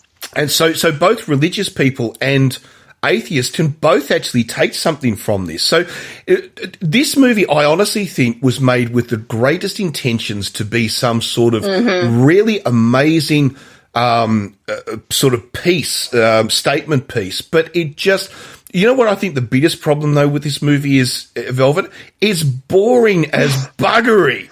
It is so It is boring. dull. I agree. It's so weird. Okay, it's this very unusual combination of weird as hell and boring. But it's not like art house. It's just like, because there's basically a plot that you can, for the most part, follow. But there's so many visuals in this movie that are just like, what the hell am I looking at? And then, like, the budget was a problem for this movie. The movie only has a budget of about like 1.6 million, and you can tell because certain parts of the movie, you can see where the budget was spent. You have this giant floating head. But then, like, there's a lot of plastic balloons, like see-through plastic balloons in this movie. I know. And I'm just like... It's like 1 minute he's in 1 minute strange. Sean Connery's in a house, and then suddenly the house becomes a balloon that he's inside with all these people jumping on top of him. And it's like, what the fuck was that about? It's like, I couldn't work... Okay. Like, what the hell is that message meant to be? This movie is so confusing, to be honest. Like, I've only seen it once, so that might be also part of the reason why I find it confusing. But also, this movie admittedly is so confusing that post-edit, like after the movie's been done, completed, edited, they actually put in another floating head at the very beginning of the movie before it starts. And they explain really quickly what is going on in this movie. And the fucking thing is, this guy's literally, it's an actor. It's a black background. But that's meant to be Zardoz, so isn't it? That's meant to be Zardoz. Exactly. Yeah. But that wasn't in the movie originally. They put that in because they were like, oh, well, we have to explain what's going on, or nobody knows what's going on. But yeah, right from the beginning of the movie, they're like, oh, by the way, this is Zardoz, and he's a fake god, and he's immortal, and and he knows he's tricking all these poor people. And I'm just like, wow, that's insane. The movie is supposed to take place in 2293. So this is supposed to be the future of humanity, which is, yikes. This is one of those movies where the future does not look too good, does it? Well, not if you've got to walk around in red nappies all the time. I mean, shooting everybody. Yeah, shooting everybody. The Immortals and have been alive so long that they've evolved beyond sleep and sex, so they no longer they can no longer get erections. So this entire movie, there's penis imagery, which is always weird in any movie that's not pornographic. So constantly they're talking about, well, we don't know. I mean, we know how erection works, but we don't understand the mind and body connection. So they have a scene of Sean Connery. They're showing him like images that's supposed to be porn, and he's supposed to be getting an erection. I know. I'm sorry. I can't talk about this movie with a straight face. I kept trying to tell some of my friends about this movie, and I just kept dying laughing, and they're just like, what? Like, when I kept quoting from the movie, like, gun is good, the penis is evil, go forth and kill. I'm just like, I can't make this shit up. I'm like, and they're like, are you sure this is a real movie? They're like, this wasn't like a spoof? I'm like, no, this is a real movie. I know, and I think that the amazing thing that this was meant to be something that was meant to be taken so deadly serious, you know? Yes. Yes. And I think that's kind of the reason why they got the cast that they did. I mean, I have heard stories that Sean Connery was having a couple of financial difficulties at the time, and it was one reason why he took it. Right. But I'm not actually 100% sure that that's the real reason. I mean, for instance, the original casting in this was meant to be not Sean Connery at all. It was meant to be Burt Reynolds. Wow. Yeah, so wow. But Burt Reynolds didn't turn it down. Apparently it was a conflict or something that they had to recast. It was like, apparently, and Charlotte Rampling, you know, I mean, apparently they thought that this thing was going to be this amazing movie, and what they created was the biggest pile of fucking shite. I mean, it's just it's boring. Its message doesn't portray properly. I can't. I mean, I'll put it to you this way: I was more entertained watching The Room than I was watching this. Oh, ouch! So that says something. That says something. Yeah. Well, one of the main things of this movie, or one of the main themes of this movie, is that immortality is boring. These people have been alive so long, they're bored to tears, and they want to die. I mean, this movie gets so absurd, though, because towards the end of the movie, you know, Zardoz starts going around killing people, and they're like, kill me, I want to die, kill me. And you're just like, wow, am I really hearing people beg for death? And it's not because they're in pain or they have some like incurable illness or they're being tortured or their life is awful. They have everything they'll ever need. They are just bored to literally death. They want to die because they've been alive so long. I'm just so lost for words with this. I mean, but the other thing you spoke about before, how they added in this floating head at the start, not the giant stone head, but before that we have the human head that floats around. And now that's I said it before. I think that's Zardoz, but it's not. Zardoz is the head, the god, but it's controlled by the tabernacle. I think he's meant to be is the tabernacle or something. But what's it with the drawn-on moustache and beard? Oh, like it's in texture. I do not know. Like I do not know. What the fuck were they thinking? I mean, I'm not too sure what that was, because it's so obviously drawn on, and it's distracting as fuck. I mean, what was that about? Yeah. No, I agree. It's distracting as hell. Because first off, this dude's head's literally floating around in like a circle on a black screen, and he gets closer and closer. Sorry, he gets closer and closer to the camera, and like you're trying to listen to what he's saying, and what he's saying is already a lot of information because he's literally like catching you up right away. Like, here's what's going on: fake gods, people worship the gods. I'm immortal. I've been alive for hundreds of years, and then you can't really listen to what he's fucking saying because all of a sudden you're like, is his mustache drawn on? Wait, his beard is drawn on too, and it's like blue ink. And it's like, so at first I honestly thought, oh, okay, I guess in this movie that's kind of like their makeup, like, you know, people in the future just draw on their facial hair instead of growing it. No, he's the only fucking weirdo in the entire movie that does that. And then he fucking gets killed. Like, that's one of the weird, like, I mean, that's an interesting thing in itself, is that Zed, Sean Connery, kills Zardoz. He kills his own god, but, you know, Zed or Sean Connery didn't know it was his god. But I'm still like, wow, he killed his own god. And they make sure to bring that up again in the movie. But the thing is, the dude gets killed, but he comes back later in the movie. I know, yeah. And I was like, so right when he died, all of a sudden they had like some kind of like test tube baby of him that instantly started growing right when he got killed. And I was like, huh. Okay. I know. All right. I think the floating head at the start, honestly, is just, to me anyway, is almost put in because they have to have this explanation at the start of the film because no one has a fucking idea what is going on when they're watching it, you know. But the other thing too, though, like the idea of, you know, like killing your own god, is that there is. I don't know if there's almost some sort of almost Christian message here as well. I mean, the idea that then like Sean Connery and Charlotte Rampling then enter the giant floating stone head, and then they have a child who then leaves the stone head. I mean, is that almost something like Christ being killed and then coming back in the Easter stories or something? You know, the people who love this movie, I'm sure that's how they interpret it.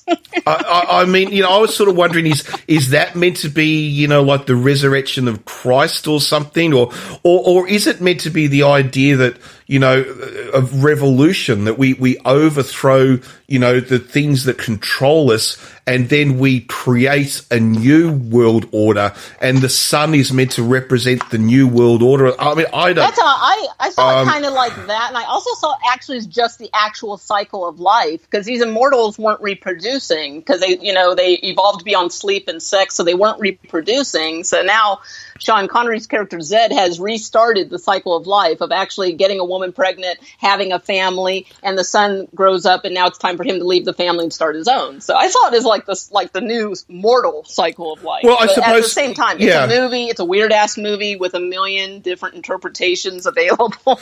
Well, I suppose it's a bit like the idea that the son is, of course, the son of a brutal and an immortal. So the thing is that, see, there you go. Okay, so he's almost like the bestiality. Well, he's that's what they called it in the movie. I know. Sex between a mortal and immortal is bestiality. Okay, I'm sorry. Go on. But it's oh Jesus, it's like oh God, it's just, I mean, you know, so is he meant to be the new human? You know, sort of thing. I don't know, or is it sort of like the concept of when, like in Battlestar Galactica, when they got into the last season and they found Earth. I'm talking about the original one here, not the remake. You know, it's like they started to bring a spirituality into it. What did they have? Dr. Z. They had Dr. Z in it, you know, and Dr. Z was meant to be this space child who would be this new prophet of, oh fuck me. I mean, I wonder if it's something like that. I mean, it's just like, I don't know. You know, okay, I'm just looking at my notes, and like some of the shit, I don't even know what I'm talking about in my notes now. I'm like, because I only saw this one time, and now I don't know what some of this means. Okay, like I wrote, here's some of the questions I wrote. See, usually I write straight up notes. Now I actually have fucking questions that I'm pretty sure are left unanswered. I wrote, now Zed is inside of the crystal? I'm like, wait, okay, I don't know. Now the AI, so artificial intelligence, has a personality? Then I wrote, what is second level? Is that death? Yes. I don't know what's going on. I don't either. And you know the amazing thing though, Velvet? I could probably watch it again to try to work out some of these things, and you know what? I'm not going to, because it's too dull. Neither. It's just too dull. I'd rather move on with my life and do something else. I agree. No, this is just an absolutely absurd film. It's just, and there's so much going on. This movie only runs an hour and 47, it doesn't even go a full 2 hours, but it feels like a 3-hour film. Oh, there's so much shit going on, and it's confusing. Some of the other stuff, there's a whole group of people that they call the apathetics, and they're basically catatonic schizophrenics. You know, they are basically people that don't move, don't talk, don't respond to any kind of stimuli, but they're alive, and they just stand there and do nothing. And all of a sudden in one scene, Sean Connery's character, Zed, tries to rape one of them, but then he loses interest because it doesn't fight back, or she doesn't fight back, excuse me. And then he, like, throws her across the room, and I'm like, oh, no. Wow. Oh. Okay. That was strange. Okay. Don't know why they did that. Some of the scenes run too long, but we've already said this movie's boring. The pacing, some of these scenes go way too long. They have such absurd imagery. You don't even know what you're looking at. Constantly, there's like glass walls with people stuck to them. And I'm like, Are they alive? Is that decoration? Is that punishment? Like, what? Why are there a bunch of people stuck to the glass? I even have written in my notes, I'm confused. It's look, I'm confused. I know though, as we mentioned before, there are a lot of people who actually give this movie real cred. Like they actually, really do like it, and they say that it's an amazing piece of art. Now, I would highly disagree with that.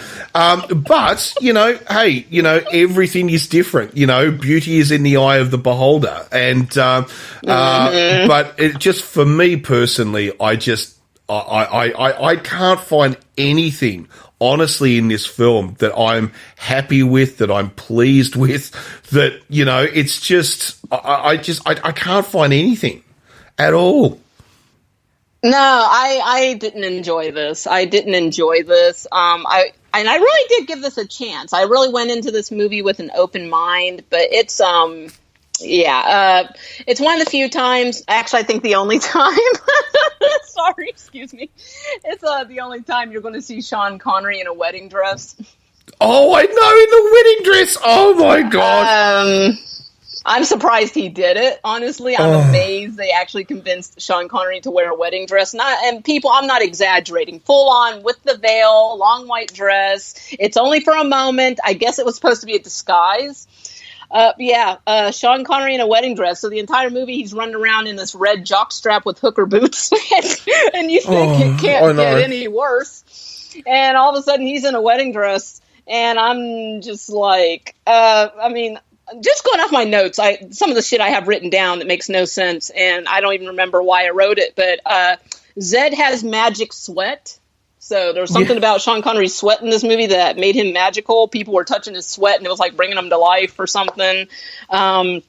He was a stud horse at one moment. All of a sudden, everybody wanted to get pregnant by him. So I'm like, wow, he's going to be that dude's going to be drained dry, because that was a lot of people, a lot of women. The fashion is absurd. Okay, so not only is Sean Connery, what he's wearing, absolutely ridiculous, but everybody in this movie is wearing is absolutely ridiculous. Like, it's just unappealing, unattractive. Oh, my God. I said there was some great character acting from the elderly. Yes. That's the last of, or actually, what was the fucking thing? Okay, they're all immortals, but there was a whole group of, like, elderly people that, had they been punished to the point that they were, because that was one thing we forgot to mention. When you get punished in this universe, they age you.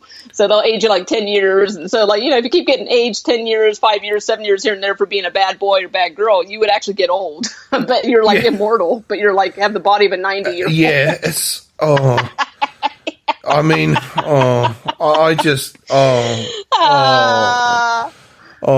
guy called Friend. That was the whole movie. I'm like, is his name really Friend? Yes, his name was Friend. Like your best friend, his name was Friend, but he was an asshole. So I was like, why the fuck they name him Friend? But there's a point in the movie where he gets punished for being a dick, and they age him, but like it's literally half and half. Like on the right side he's young, and on the left side he's old, and it just looks so stupid. I know. This movie was really painful, to be honest. It was boring. It was weird. It was just, and we like some weird shit. We love weird shit, movies. But this was just bad. It's terrible. Yeah, this is just bad. But in saying that, it is one of those movies in some ways that will come up in conversation, and in some weird way you have to see it at least once in your life. Right. Because it does have pop culture references, and if you like to be on top of your pop culture references, this is one you got to add to your viewing list at least once. I would say you just got to see it once. You'll find it hard work, not because it's difficult to watch, just because it's boring as all fuck. And but it. Yeah, I suppose you've got to see it once. How are we going to rate this one, Velvet? Okay, I'm going to say this. I don't condone drug use. That's just not my thing. But this is one of those movies I can see there's definitely drug culture involved in this film. So if you partake in recreational substances such as that, you might like this movie. Maybe I could. Plane. I could you might understand it on a different plane from what we do.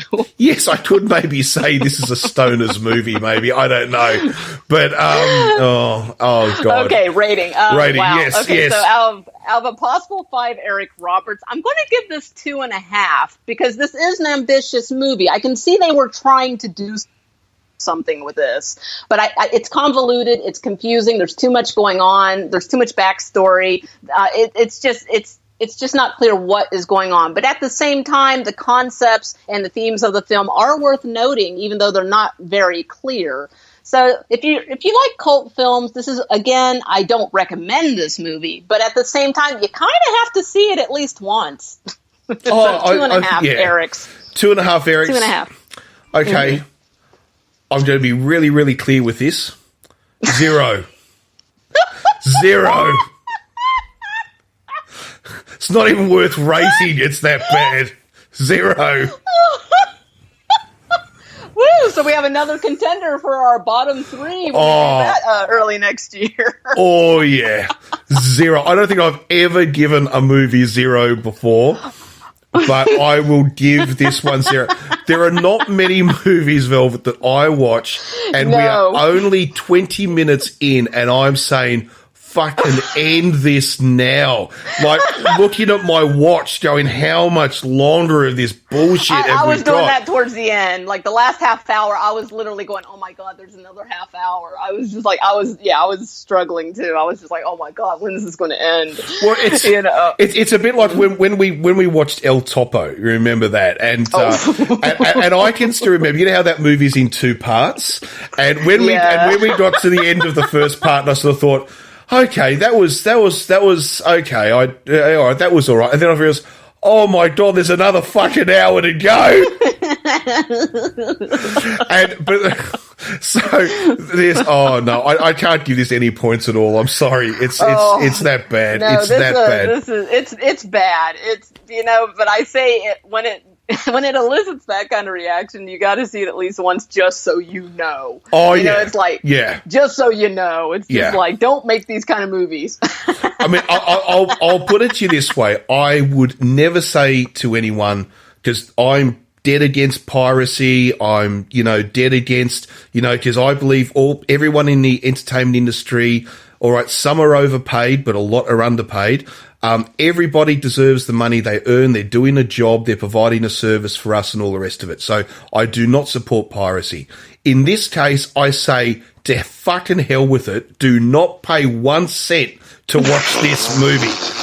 I forgot to mention. If you're going to hunt this one down, hunt it down illegally on the internet, I wouldn't say a word, because if anyone had to pay a cent to watch this, they've been ripped off.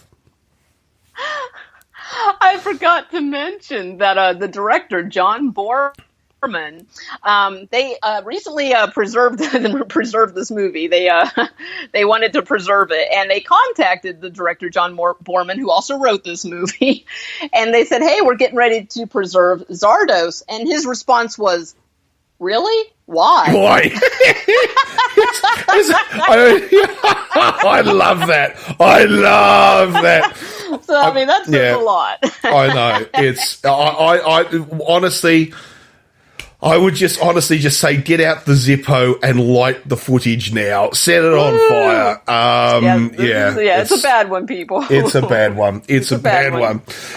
But anyway, I say check it out at least once. Yeah. It's kind of like The Room. It's bad, but you got to see it at least once just so you know. No, seen it. I 100% agree with you, Velvet. It's like The Room.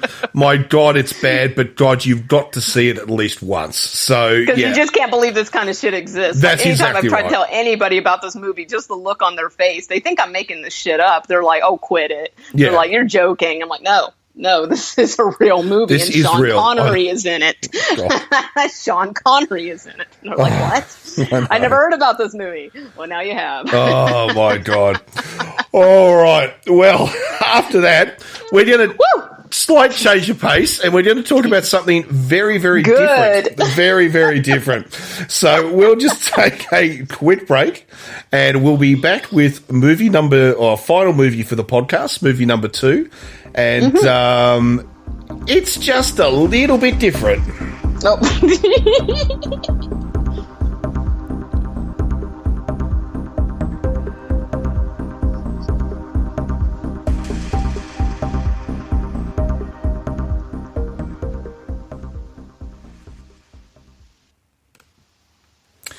Well, we are back with another cult classic, and I have to say, for slightly different reasons. Zardoz is definitely a cult classic, but maybe for all the wrong reasons. This movie is definitely a cult classic, but I think maybe for all the right reasons. It'll be interesting. Really, I'm going to be fascinated to get your thoughts on this, Velvet. And we are talking about, from 1969, The Italian Job.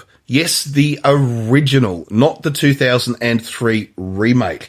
And this is a movie which has the cult status of this is not just influenced filmmakers, is not just beloved around the world as seen as one of the best heist movies ever made. It's also influenced the sale of automobiles. This movie has influenced so much stuff. I suppose, do we really need to explain what this film's about? I think most people really... Okay. Just a really quick thing. Now, this is the original one. Now, a lot of people won't have seen this because they've seen the 2003 version. Now, the plot line in the story for the original movie is very different to the remake. Now, this, obviously from 1969, directed by Peter Collinson. Now, this is a true heist film. It is a full-on British movie. This is not actually an American film. It plays with the idea of the character Charlie Croker, played by, of course, the immortal Michael Caine. I can't try to do it. Michael Caine. My name is Michael Caine. Not a lot of people know that. I've always wanted to do that. I can't do that.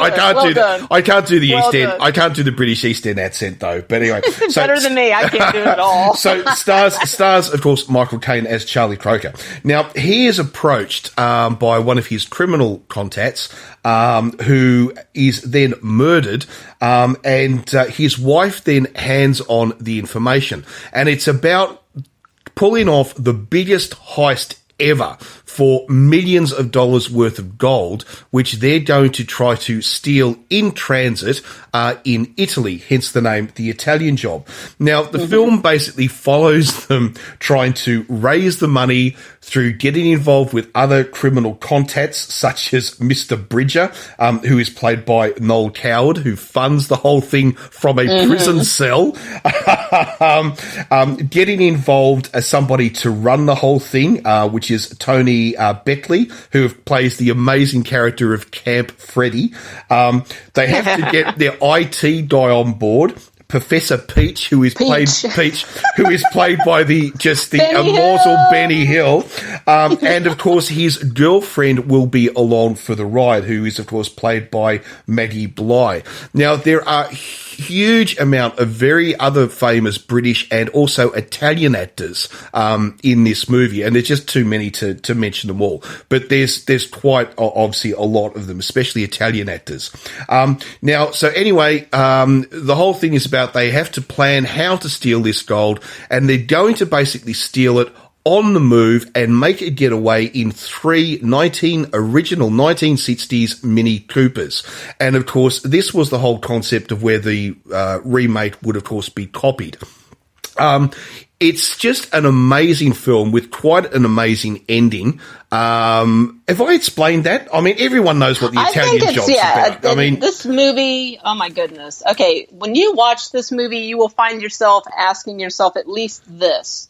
Why was this remade? This movie is really...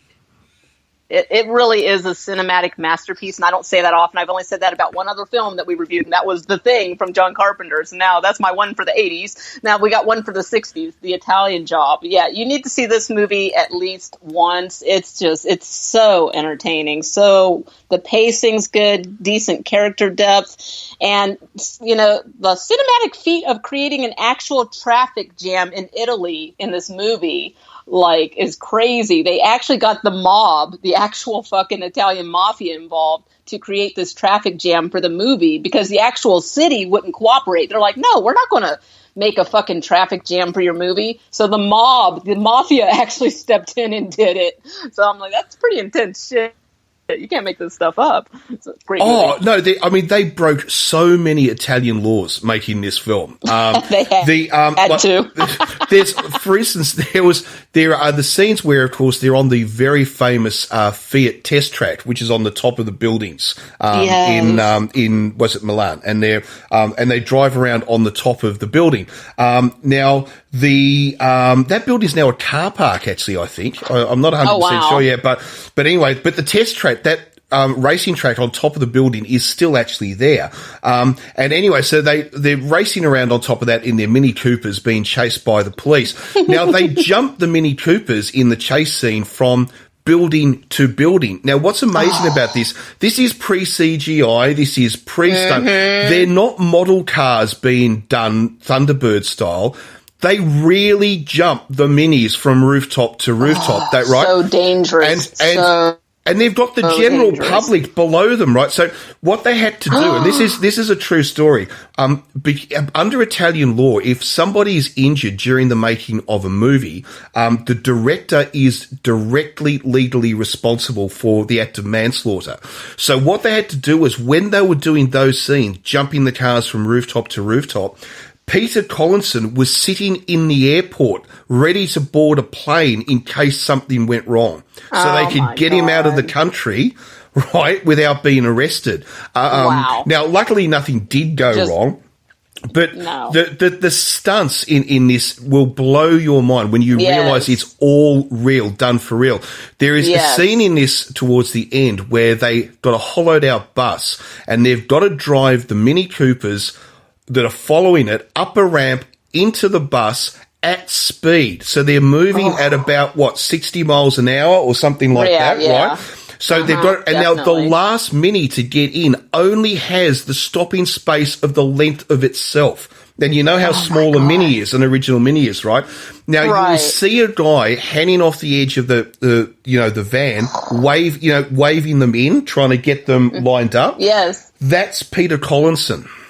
The director. Oh my god. They couldn't get so crazy. They couldn't get a stuntman to do that shot. They all said it's way too dangerous, right? So Peter Collinson did it himself. Jesus. He actually did it himself. So anyway, I suppose let's talk about some of the characters. Should we, Velvet? Definitely.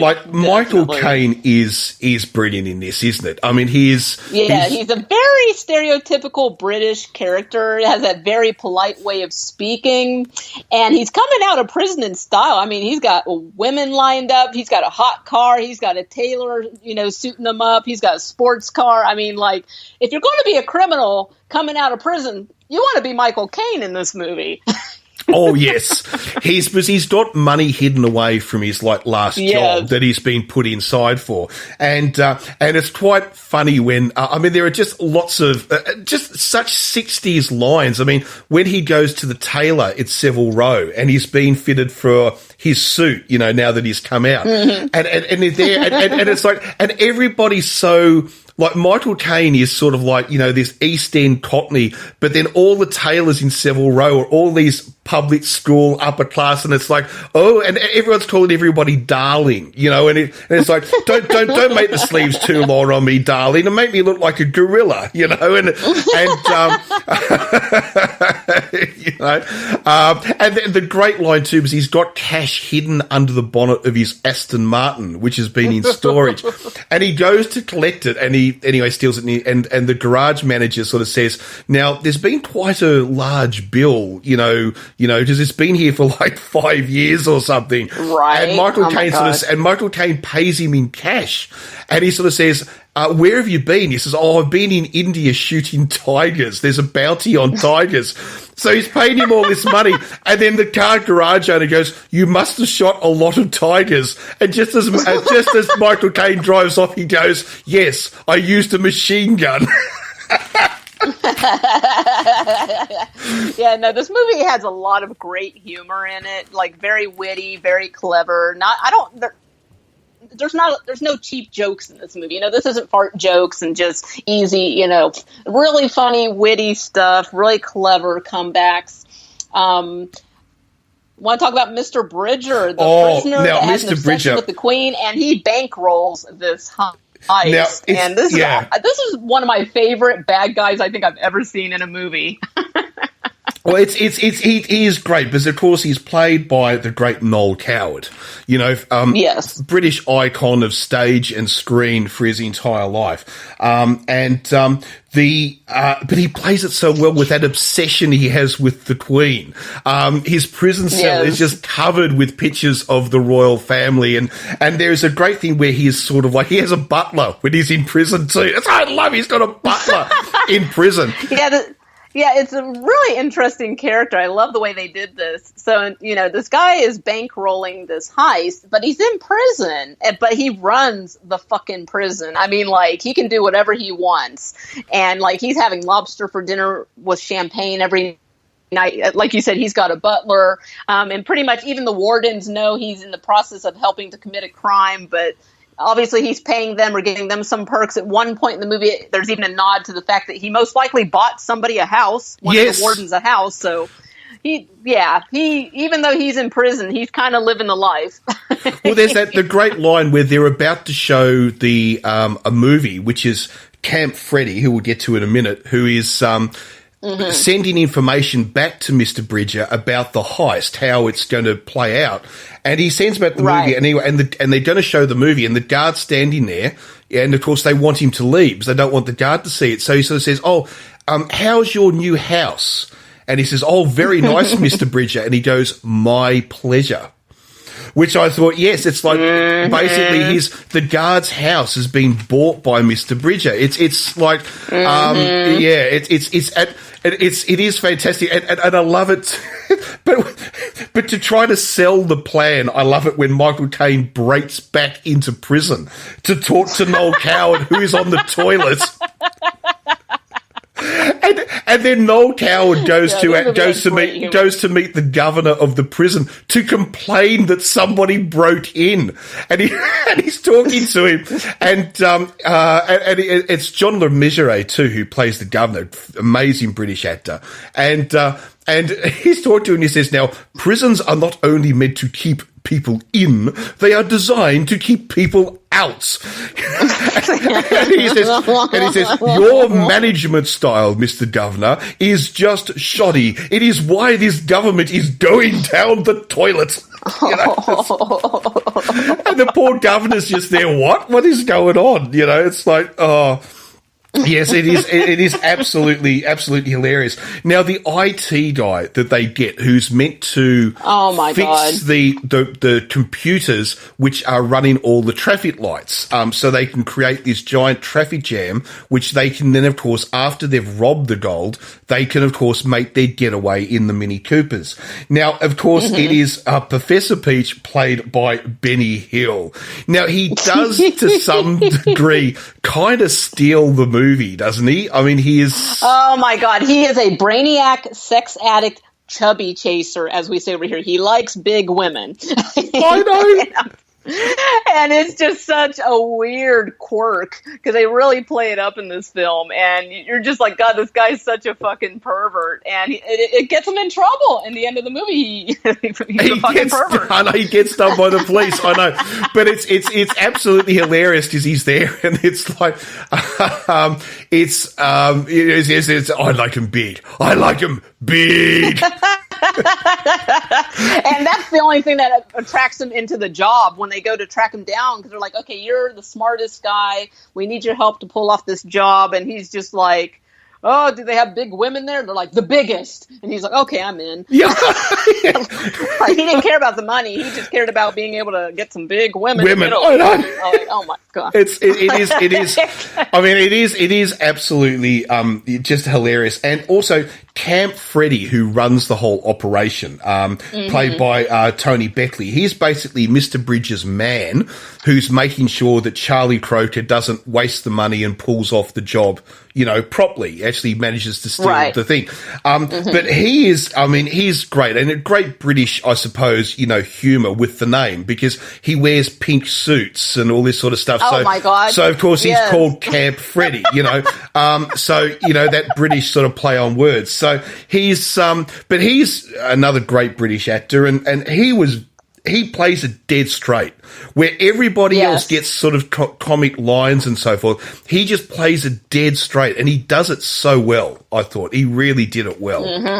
But the other one too, who I think is a little bit underrated in this, she's very good, and that is Maggie Bly, who plays Lorna, the Michael Caine's girlfriend, and she has a fantastic scene where they realise that the mafia know that they're after the gold, and the mafia are going to try to stop them because they don't have a problem with the gold being stolen. They have a problem with British criminals stealing Italian gold. Like, to them, this is, like, even Mr. Bridger makes a comment in this where he says, it's a matter of international prestige. But I love it when he decides that, that now they know that the mafia are onto them and are chasing after them, that he decides that he wants her out of the country. It's too dangerous.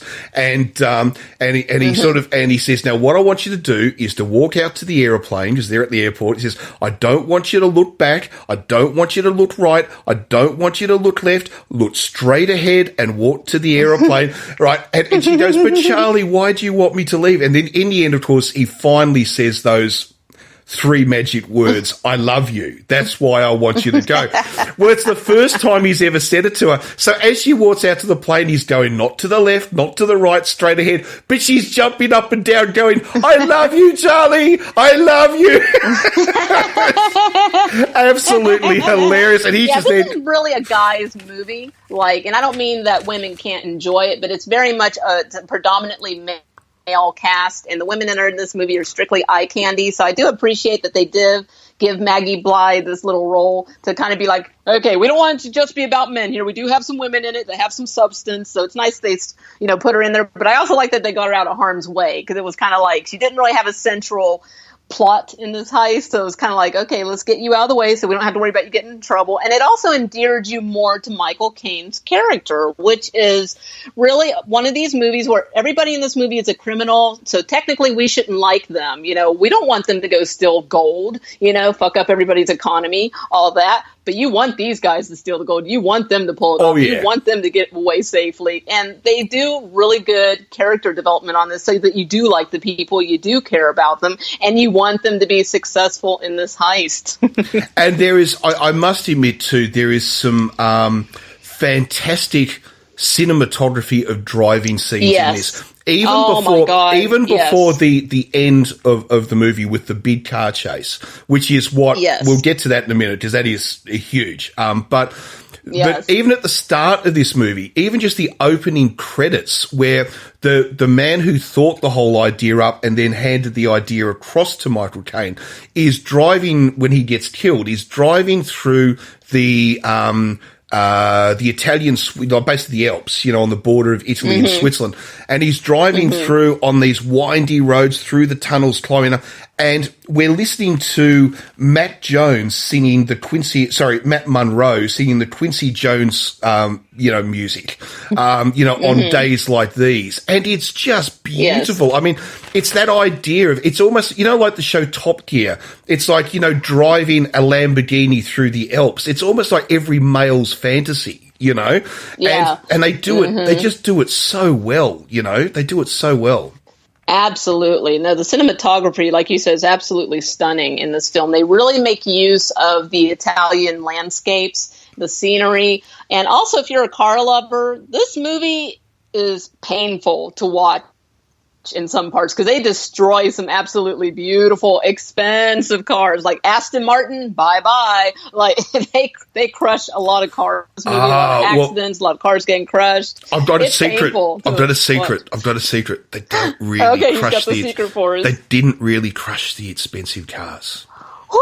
They were absolutely because in it, audience take a sigh of relief because in it they push an Aston Martin DB7 and an E-Type Jag. They destroy them. The mafia destroy them when they're pulled up on the side of the road now and push them off cliff. They weren't real. They were actual dummy bodies put onto other cars to look. So it's shot so well you seriously think they are destroying those cars. But they didn't. I mean, an E-Type Jag and a DB7, that's a lot of money. No, they didn't actually, they didn't actually destroy those.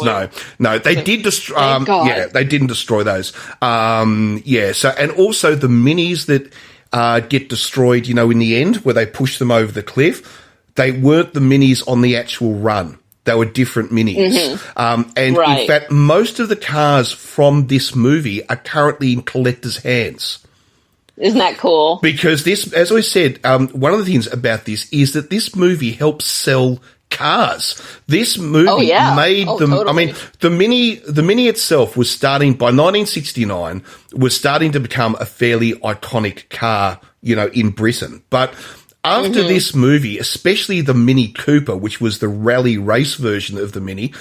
This car, I mean, even today, the Mini Cooper is always voted as one of the most iconic cars in history. It doesn't matter what country, it could be, a show could be from Russia or America or, and the Mini Cooper will still always be in the top 5. Definitely. And this movie helped make that car an icon. Yeah. And in good reason, because as we've already mentioned, the actual driving choreography in this movie is amazing, even by today's standards for like stunts and, trick driving like this. Oh my God. There's even parts in the movie where like the music, when they're having chase scenes and that type of stuff, it literally looks like the cars are dancing to the music. Yes. It's such amazing cinematography, beautifully shot, but it's exciting. It's fun. It's not pretentious. It's action packed. It's funny. You like the characters. It's just such an amazing film. And you want them to get away with the gold. Oh my goodness. But, because of course, as they do their escape in the minis and they're driving around the streets, the footpaths, they're going everywhere. They're driving over the rooftops of buildings, jumping from rooftop to rooftop, and they're all doing this for real in these Mini Coopers. But the most famous scene actually of the getaway chase is through the sewerage tunnel, when they're in the 3 Mini Coopers going after each other. And you can see that they almost get to the stage where they could flip the cars over, where they can actually roll the car do like a 360. 360 in the thing. And you can see them getting awfully close to actually doing it. But interestingly enough, that was the only part of the car chase not filmed in Italy. That was actually filmed in Britain. They actually, the sewerage section they actually filmed in Britain, and then the rest of the chase was actually filmed all on location. So look, I mean, this is definitely it's gone down as a cult icon, and I totally agree with you, Velvet. I was going to say, this film should never have been remade. There was no need. I was just going to say that again.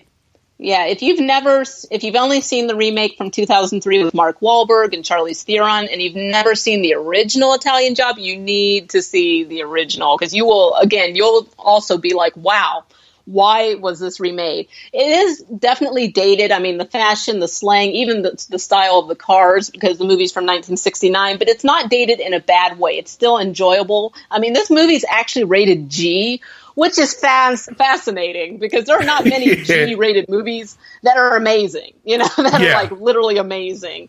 Like, and also like the subject matter they're stealing, but this could almost be a family movie, and according to our rating system, it's rated G, so it's safe for all audiences. I mean, really, now that I think about it, some parts maybe not so much, but for the most part, it's okay.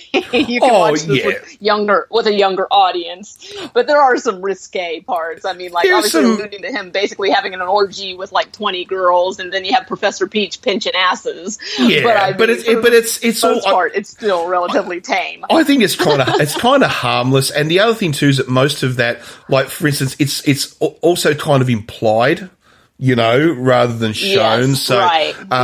It is implied. It is implied.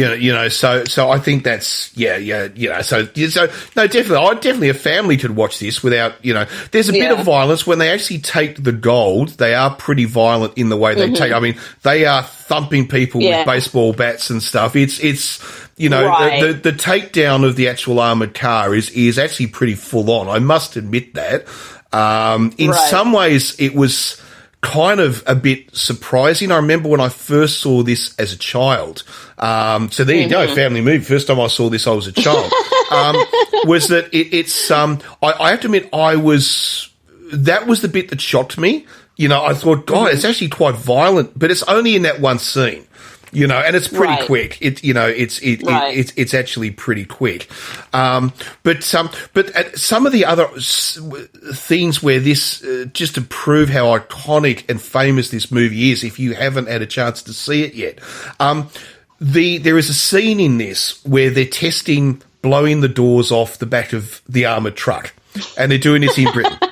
And anyway, and it's been done by one of the criminals who's working with Charlie Croker, with Michael Caine, and his name is Arthur, or this is Arthur.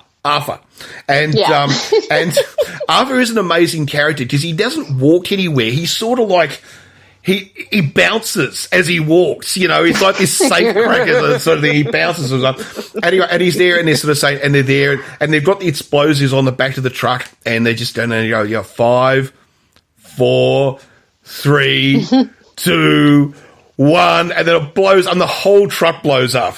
And then Michael Caine just turns to him and goes, "You are only supposed to blow the bloody doors off." Right? But that line and that countdown is very famous. And if anyone got to watch the opening of the London Olympic Games, you will have seen that scene, because they used it as the countdown to open the London Olympics. So that's how iconic this movie has become.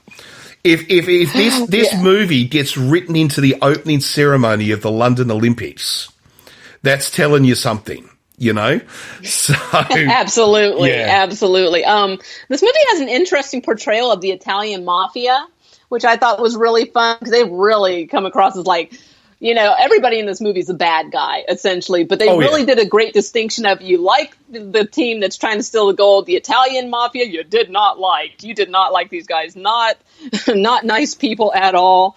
But also, I thought it was funny that they also did a nod to the American Italian mafia member that was visiting, the cousin that was visiting, the loud, boisterous American. I just thought that was so funny, because we have that very clear picture of, American Italian mafia, and especially thanks to The Sopranos, that iconic TV show that used to be on HBO or Showtime.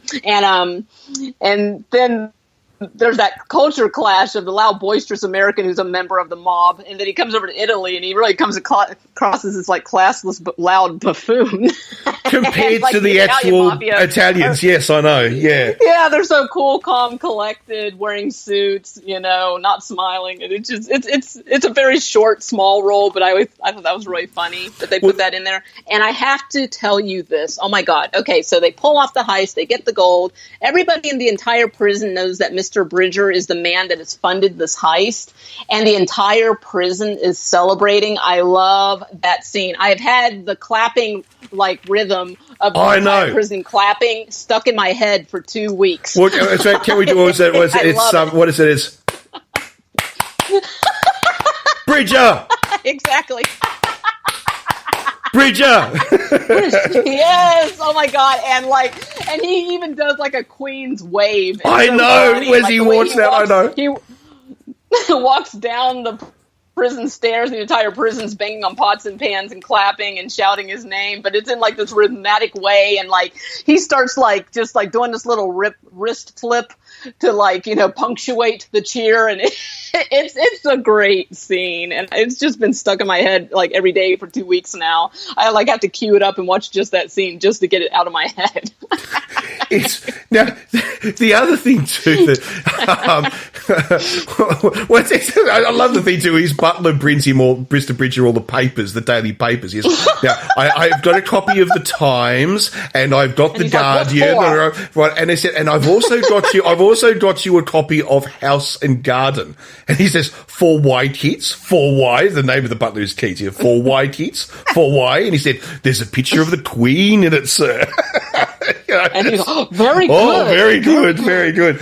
But the other thing too is the ending of this movie. We won't give too much away, because if you haven't seen it, the ending is it doesn't have all we'll say is it doesn't have a closed off ending like the 2003 remake, okay, where everything is closed off. They get the gold, they're all successful and well, right. This movie doesn't finish that way, and all I will say is that this movie has a cliffhanger. Quite literally, it has a cliffhanger. But I like it. I like it. At first, you're kind of oh man, they're going to end it like that. But then I'm no, I actually like this cliffhanger simply because honestly, it's kind of a reminder that Michael Caine at the very beginning of this movie was coming out of prison. He has been to prison before. He's gotten caught before. There is no guarantee he's going to pull off this caper. So I like that there's almost this ambiguity. I can't say it now. Ambiguity. I can't say it. Ambiguity. Even I can't. Anyway, yeah. I can't say it. You know what I'm trying to say, people. But I like this uncertain ending, because you kind of do go, oh shit, he might not pull this off. He's been to prison before, so he's gotten caught before. But really, they set this movie up for a cliffhanger because it was supposed to have a sequel that fell through. Yes, it was meant to have a sequel. It was planned. There was pre-production of the sequel, and there's a lot of conflicting ideas about how the sequel was going to work. Not so much about what the sequel was going to be about. Everybody knows what the sequel was going to be about, and that was basically that the mafia would end up with the gold, not with the British criminals. And then they would have to then try to mount a second heist to steal the gold off the mafia. Okay, so that was meant to be the idea of the sequel, but it was the way they ended the cliffhanger that nobody can seem to agree on. Now, there's Michael Caine has been interviewed about this, and he has actually said what he thought was going to happen. But there is also a documentary about the making of the Italian Job, which comes on the very latest release of this movie on Blu-ray. Apart from a lot of additional footage, so the movie is actually quite a bit longer on the latest release. The car chase is about twice as long. There's a whole heap of stuff, that gets thrown in that was cut to actually tighten it up.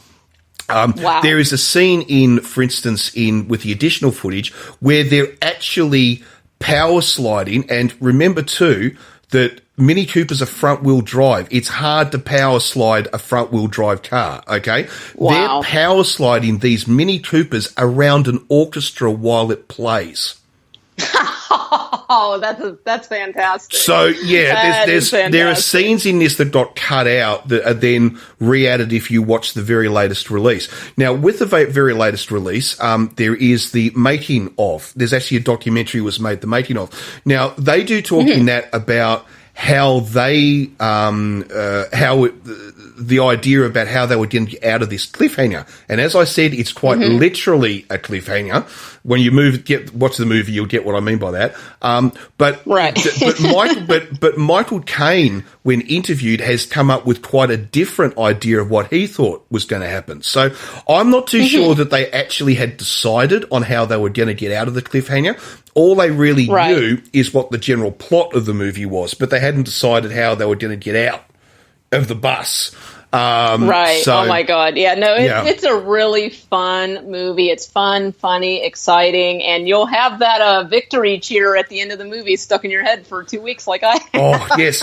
And it's going to leave you with, I mean, I just is all I'll just say is at the end of the movie when I think I can say this line without giving away the end of the movie, but when a movie finishes with the dialogue line, boys, don't worry. I've got a fantastic idea.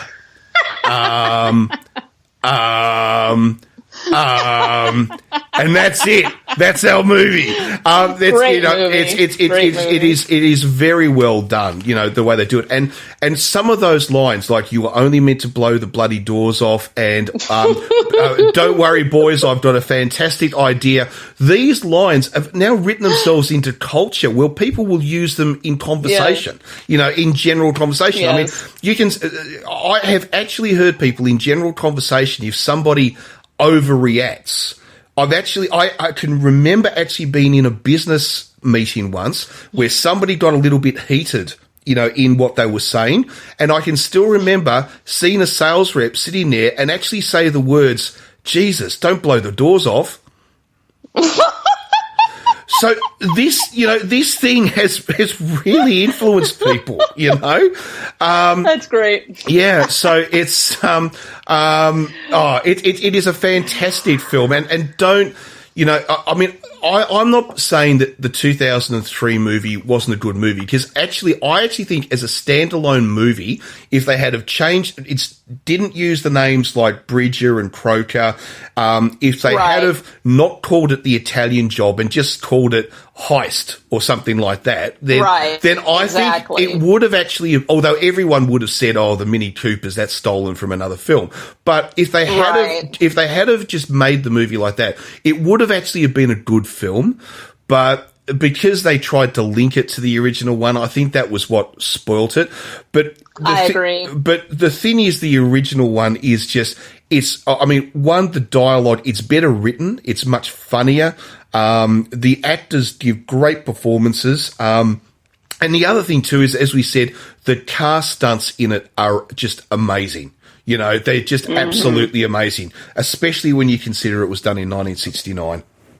Yes. Oh no. This is one of those movies that you watch and it leaves you in a good mood, which is, a lot of movies don't do that, don't have that power anymore. And this is funnily enough, it's a feel good heist movie. Oh yeah. which is a rare genre in itself. A lot of heist films, you kind of rooting for the bad guy, you kind of want them to pull it off, but a lot of times you're not really that emotionally connected to the people that are pulling off this heist. And in this movie, you really do want to see them pull it off, and it's just so entertaining, so fun. And the soundtrack, we've mentioned the soundtrack a little bit, but the soundtrack's by Quincy Jones, and it's catchy. It's a nice soundtrack, really beautiful music, catchy music, really fun. Oh yeah, the music is absolutely great. I would say about this movie, how people often talk about their desert island discs. If they were trapped on a desert island, and if they could only have like 5 movies, or something, or people have said, oh, you can only have 5 albums, of music, or 5 movies. What would they be? What are your desert island discs? And and for me, I think everybody knows that Sheena is going to be there at the top, right? There's no great secret in that. Okay? But there are some other ones too, like for instance, the John Wayne movie Hatari, one of my favourite movies of all time. I saw it as a kid and fell in love with it. I've got it on DVD, but even when it pops up on free-to-air TV here, I will still stop and watch it. I just love that movie. It's funny and it's fun. You know, set in Africa, there are these guys and girls who are out there catching animals for zoos in the 1960s in, I think they're meant to be in Kenya. And it is just, it's a John Huston film, which tells you something. It is just absolutely amazing. And that's, you know, one of those movies for me. But I'm getting off the point. I'm digressing. But The Italian Job is one of my Desert Island discs. It's in my top 5 best movies of all time. Or nice. Maybe I should rephrase that. My top 5 favourite movies. There are better movies that have been made. Okay, I'm not saying it's one of the best movies ever made. I'm saying it's one of my favourite movies ever made. Put it that way. So, Fair enough. Yeah. No, definitely worth checking out.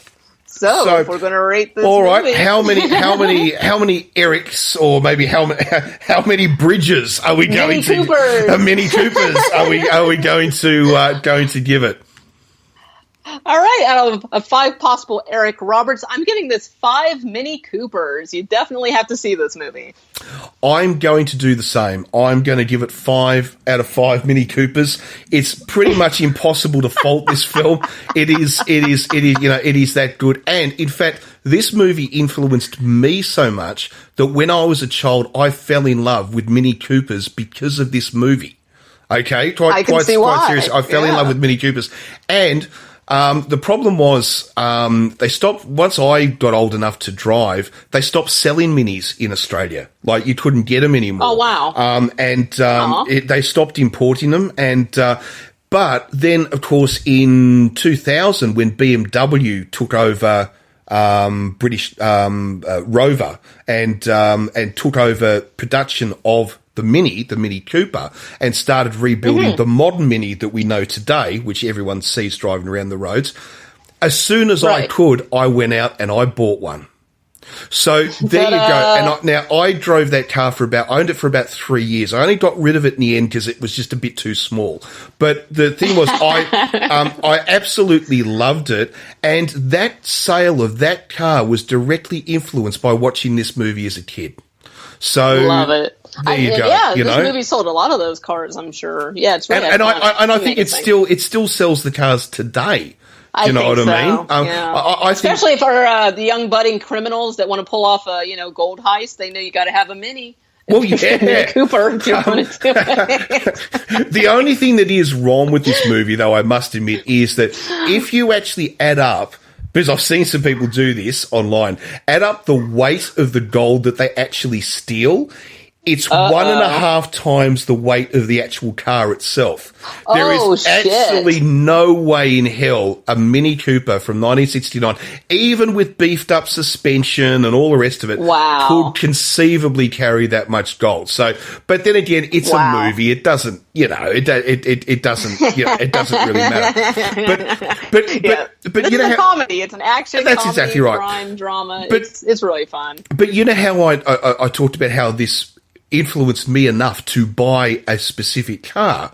I saw Eddie Izzard, the comedian and actor Eddie Izzard. Yes. Now, I saw him interviewed, I remember, on Top Gear, on the British Top Gear.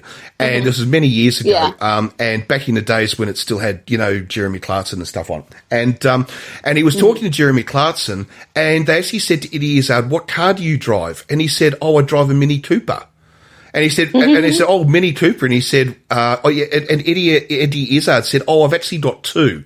I've got the original 1960s one, and I've got the modern one." Wow. And he said, "Oh, why? Is it just the British thing of owning a Mini?" And he said, "No, it's because of The Italian Job. I fell in love with those cars because of the film." So that's so cool. So there's even a famous actor and comedian who went out and bought the car because of this movie. I suppose it's a bit like the Mustang in What Is It, Bullet with Steve McQueen. How much did that movie help sell the car? Right. Absolutely. Sell the Ford Mustang in America. So. Absolutely. Amazing movie. Absolutely. Yeah. The last little fact about these cars in the movie is that They approached, I think it was 1969, so it wasn't British Leyland. I think it was Morris who made the Mini Cooper at that stage. And they actually asked for the cars. They asked for a certain number. They'd need, I don't know, 10 of them or something to make the film. And Morris said, yeah, that's fine. They're so many pounds each. And they said, well, hang on. Do you realise the free advertising we're going to give you from this movie? And Morris in Britain said, yeah, well, that's fine, but you still got to buy them. You can't have them for free. And here's the interesting thing. Fiat in Italy, because they were obviously shooting the film in Italy, offered them Fiat 500s, which, of course, were the big competitor to the Mini at the time. They offered them as many Fiat 500s for free as they liked. They got all the in fact, all the Fiat cars in this movie, which are all the police cars, the Fiat 124s, the Fiat 121s, and the Fiat 500s, which are in this movie, were all supplied for free by Fiat. But the icon of the car, of the movie that they used, they had to fucking pay for. Well, also the Fiats couldn't keep up with the Mini Coopers in this movie. No, it was. It also would. I mean, it wouldn't have worked. I mean, I know that a Bath. Now, this is car talk, so I don't know if a Bath, of course, would go on to make the Fiat 500, and they would make a hot 500, just almost as fast as the Mini Cooper. But the thing was that it would not go on to be quite as iconic unless you're Italian. Right. We're getting so far off the thing. I'm digressing so much. I'm sorry. I'm getting into my love of iconic cars now, and I shouldn't be doing that. But you can see how much joy this movie brought us. And this is one of those rare movies that, like I said, it makes you happy. It puts you in a good mood. It's so much fun, and it's so iconic. And if you haven't seen this, you definitely need to see it, especially if you've only seen the remake, which doesn't do this film justice at all. You really have to see the Italian Job from 1969. It's so much fun. Absolutely. I couldn't agree with you more. Well said. So I think that's a wrap.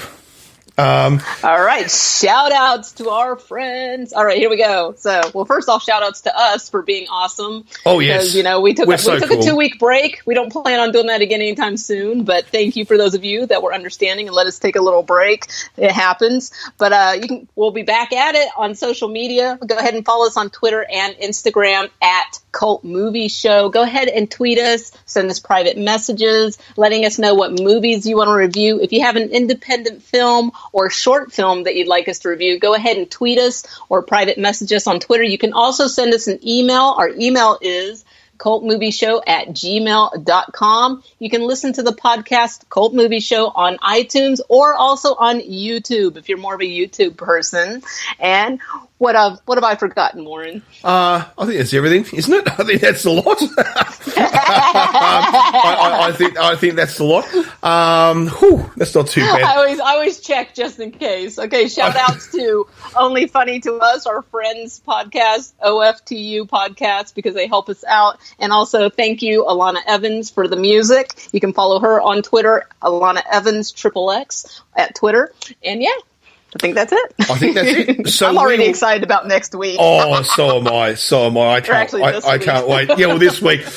So yes. So obviously, as Velvet said, the last couple of weeks were a bit all over the place. We missed 1 week, and then this week we're 2 days late. So we do apologise for that. There were some issues and some reasons why that happened, so we won't bore you with it. But we do. Yeah, I'll just say allergies.